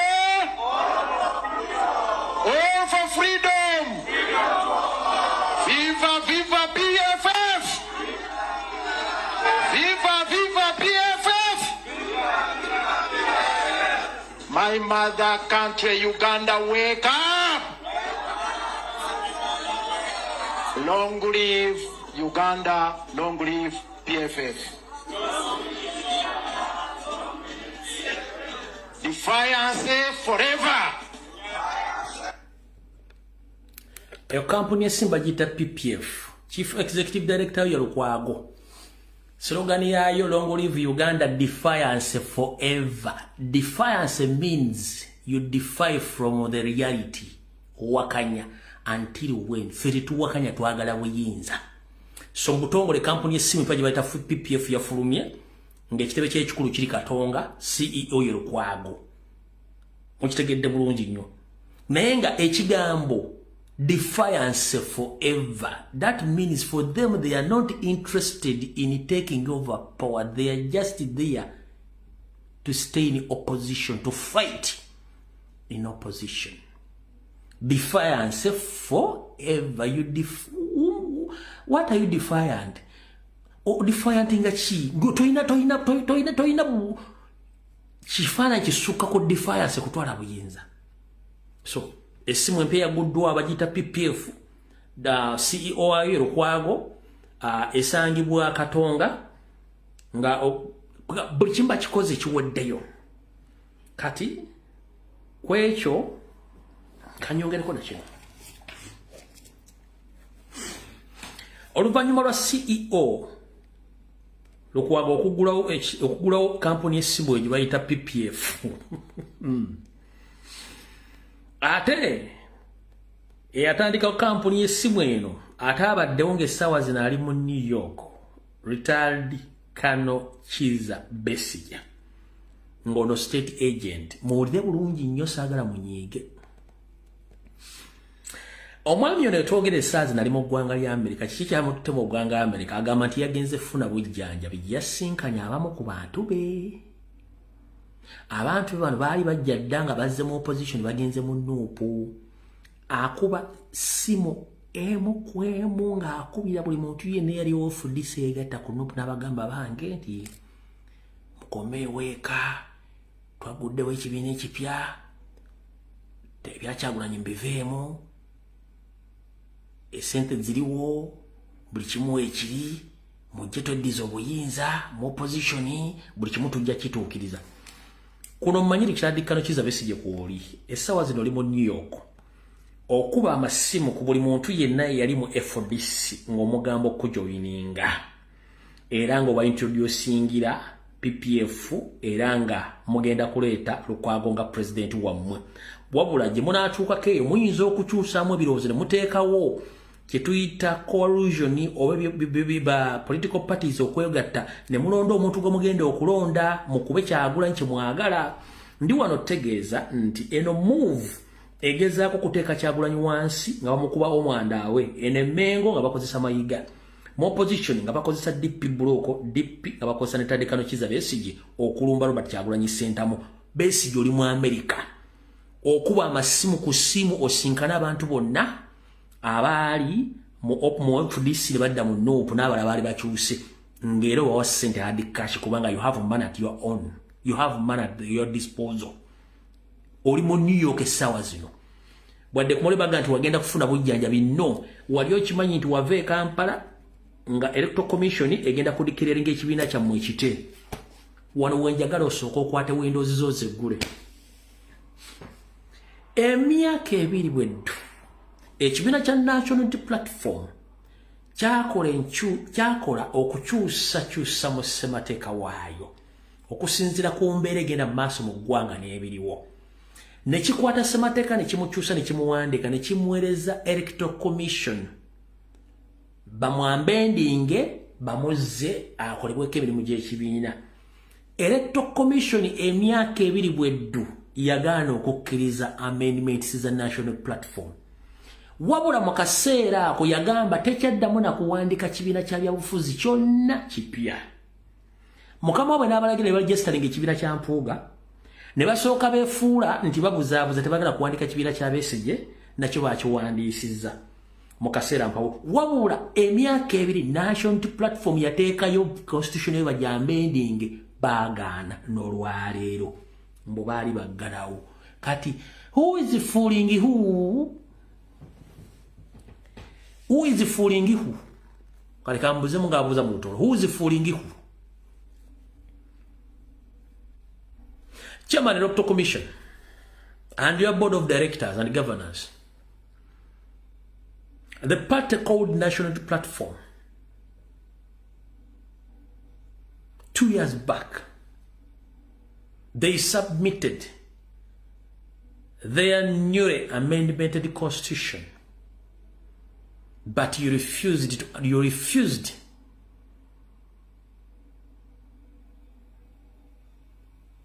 to accept their request as they requested. And you informed the public that you are no longer accepting any new political party. But let alone you accepted Mpuga to register his own new party. 2 weeks back, you accepted FDC to register their new party. But remember, just a mere constitution of national platform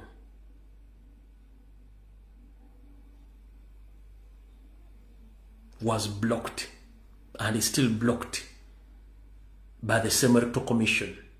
So sometimes you can do something to harm someone and you end up helping him. Wandikolesha ntokuluma nozkango yamwe muyambe kiriza. Mukole ebintu bino nga muloza mugenda kulumya Kyagulanyi mulumya Nuupu ne mu exposing a system yamwe slowly.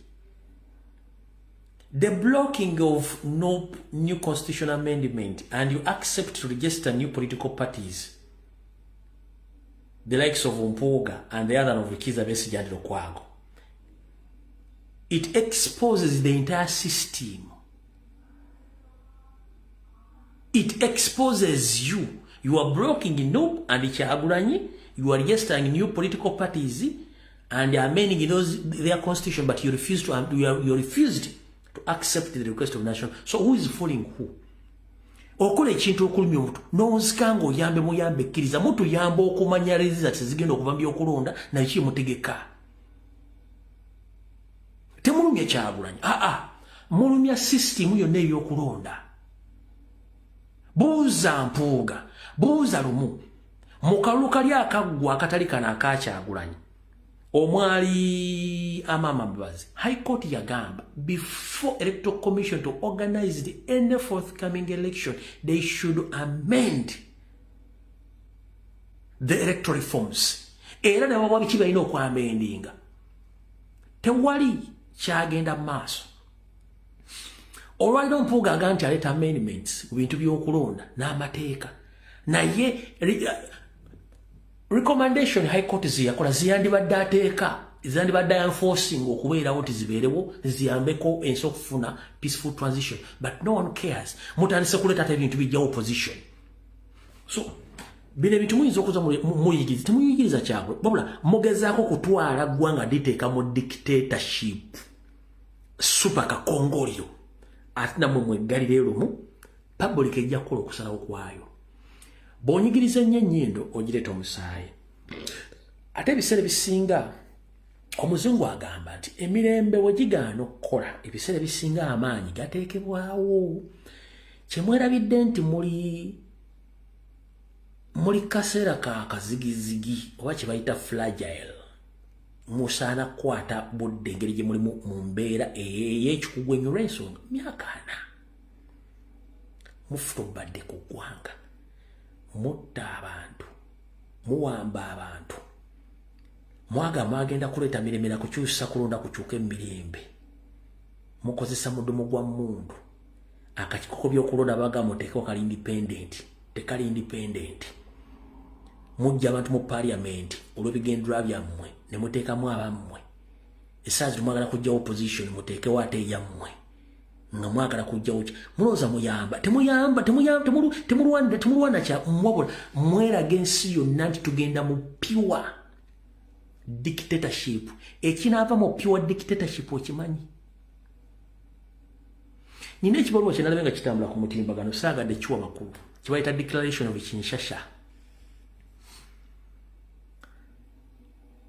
Declaration of Kinshasa eyo sigiwadde makulu olw'ensonga nze mala kwetegereza ensonga zino. naye declaration of Kinshasa singa nebanga eri ku mulamwa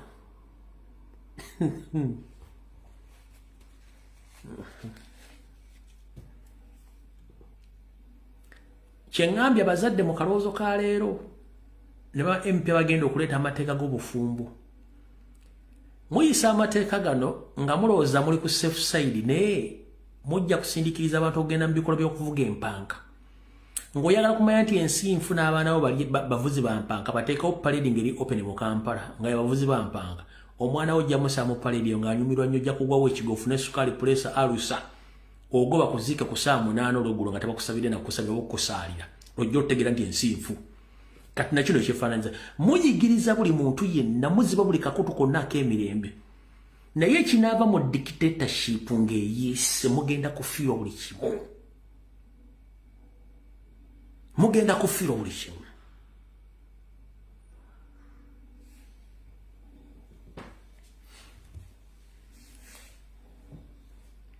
mugenda kufiirwa buli kimu mulaba bannayuganda nga batategeera ne bategeera. By the way, the big mistake Museveni is doing and his regime, the dictatorship regime, is to force the indigenous Uganda to get out of that country. That is a very dangerous move. It's like that Ugandans are going to look for green pasture, but it's time is going to reach those people they want to come back home. You'll get to know the reason as to why they were forced to get out of that country. Anytime they will organize retaliation, you will face it live. You know it right. It is a big mistake. Bana Uganda bemuloza bafulumula okuba babuliddwako emi yes babuliddwako emi mbanyi banagamba nti kati baagala kodda ka boy wange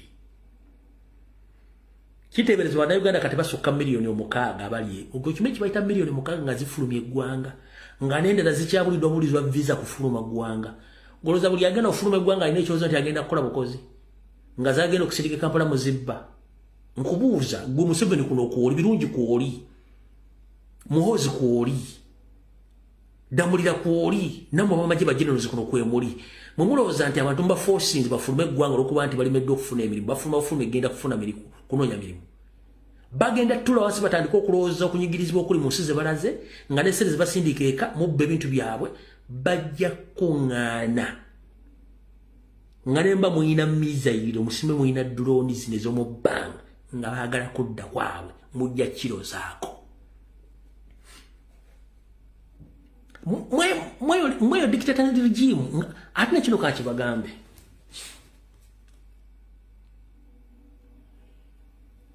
abapoliisi mulabanga abasiru abamagye mulabanga abasiru ne SFC enyini mulimu group gye mulabanga abasiru si basiru obugonvu bw'olujegerege maanyi gaalwo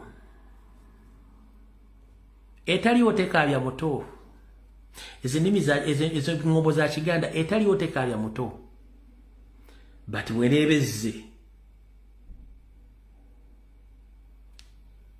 mujja kitegeera so ekituufu kiri buli munayegwedde gwemula yenna n'abagenda mu mabbala tebagenda nti bagenze kuseka balina ssente no bagenda kwejjako kye tuyita stress abagenda mu kkoba tebagenda mu kubanga they have money no bagenda kwejjako stress n'abatamiiva banywa omwenge tebagenda kunywa mu kubanga balina ssente no bagenda kwejjako stress time egenda tuuka nga n'omwenge ogwo tukyasobola kutta stress nga ne kkome takyasobola kutta stress nga ne ssente zibatwala okubajjako stress ziweddewo bajja kuddamu bafunebage ekinaddako mujja kitegeera yes musobola bakola buli kimu kyebaagala at the moment n'obudde bugenda kujja nga tekukina kimugenda kuzza so njagadde okibagamba mbere nga mukimanyi mubatunyigirize bulungi nnyo ensi etegeere wabula buli yali e Kampala ng'omulaba aseka taseka bayita amakweka nsaamo buli ali e Kampala nga mulowooza nti ali bulungi aseka taseka go bagayita makweka nsaamo ekyo ate mukimanyi bulungi nnyo gwatama Uganda era democracy eri bulungi ekikutambuliza mu coffin eri ya bulletproof kiki Museveni go wategese omukolo amajego gamaze wiiki namba nga gategeka oli mu coffin ya bulletproof otambula obuuza ku bantu kitegeeza nawe kenyini toli seteni ku future y'ensi yo n'obulamu wo ne family yo Gwoba osobola okwagulira bulletproof, what about your family and the others? Lwaki okwate motoka for 4 hours ng'ova entebe ogenda oyina gy'olaga n'okwate motoka 4 hours? Lwaki abaana batambula kiro? Abatambula emisana bamala kusiba nguudo nga ggwe batambula mu bulletproof kubanga toli seteni, kubanga mmanyi mukoze ebikolobero ku bantu, just muganyi ku acceptinga. And the reason being, Muhoozi yanyosa okukola tweet eyo kuzimu ze babasindikidde sanctions bakugambye don't dare plan to stand again 2026. Tewarespondinze kubanga emputo ina nyingi.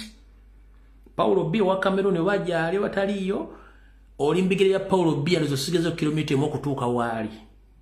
Nkiddamu kuzimu ku sanctions bakusavinze kwa waddeke gamba nti toteekeddwa kwesimba 2.20 kubanga gwe kennyini ofuuse kizibu eri Eastern Central Africa neggwanga Uganda ate nga tebaagala bafire tebaagala butabanko bujje mu East Africa ne bagala teweesima wabula tonna respondinga ku bio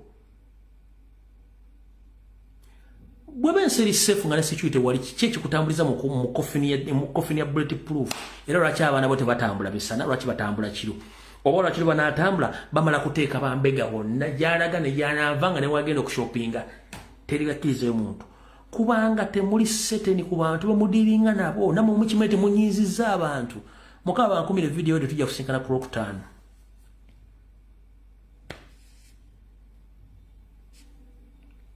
Yo, this is Bobby Wine straight from Uganda. Ewaffe, Uganda. Big up that YouTube channel. Subscribe.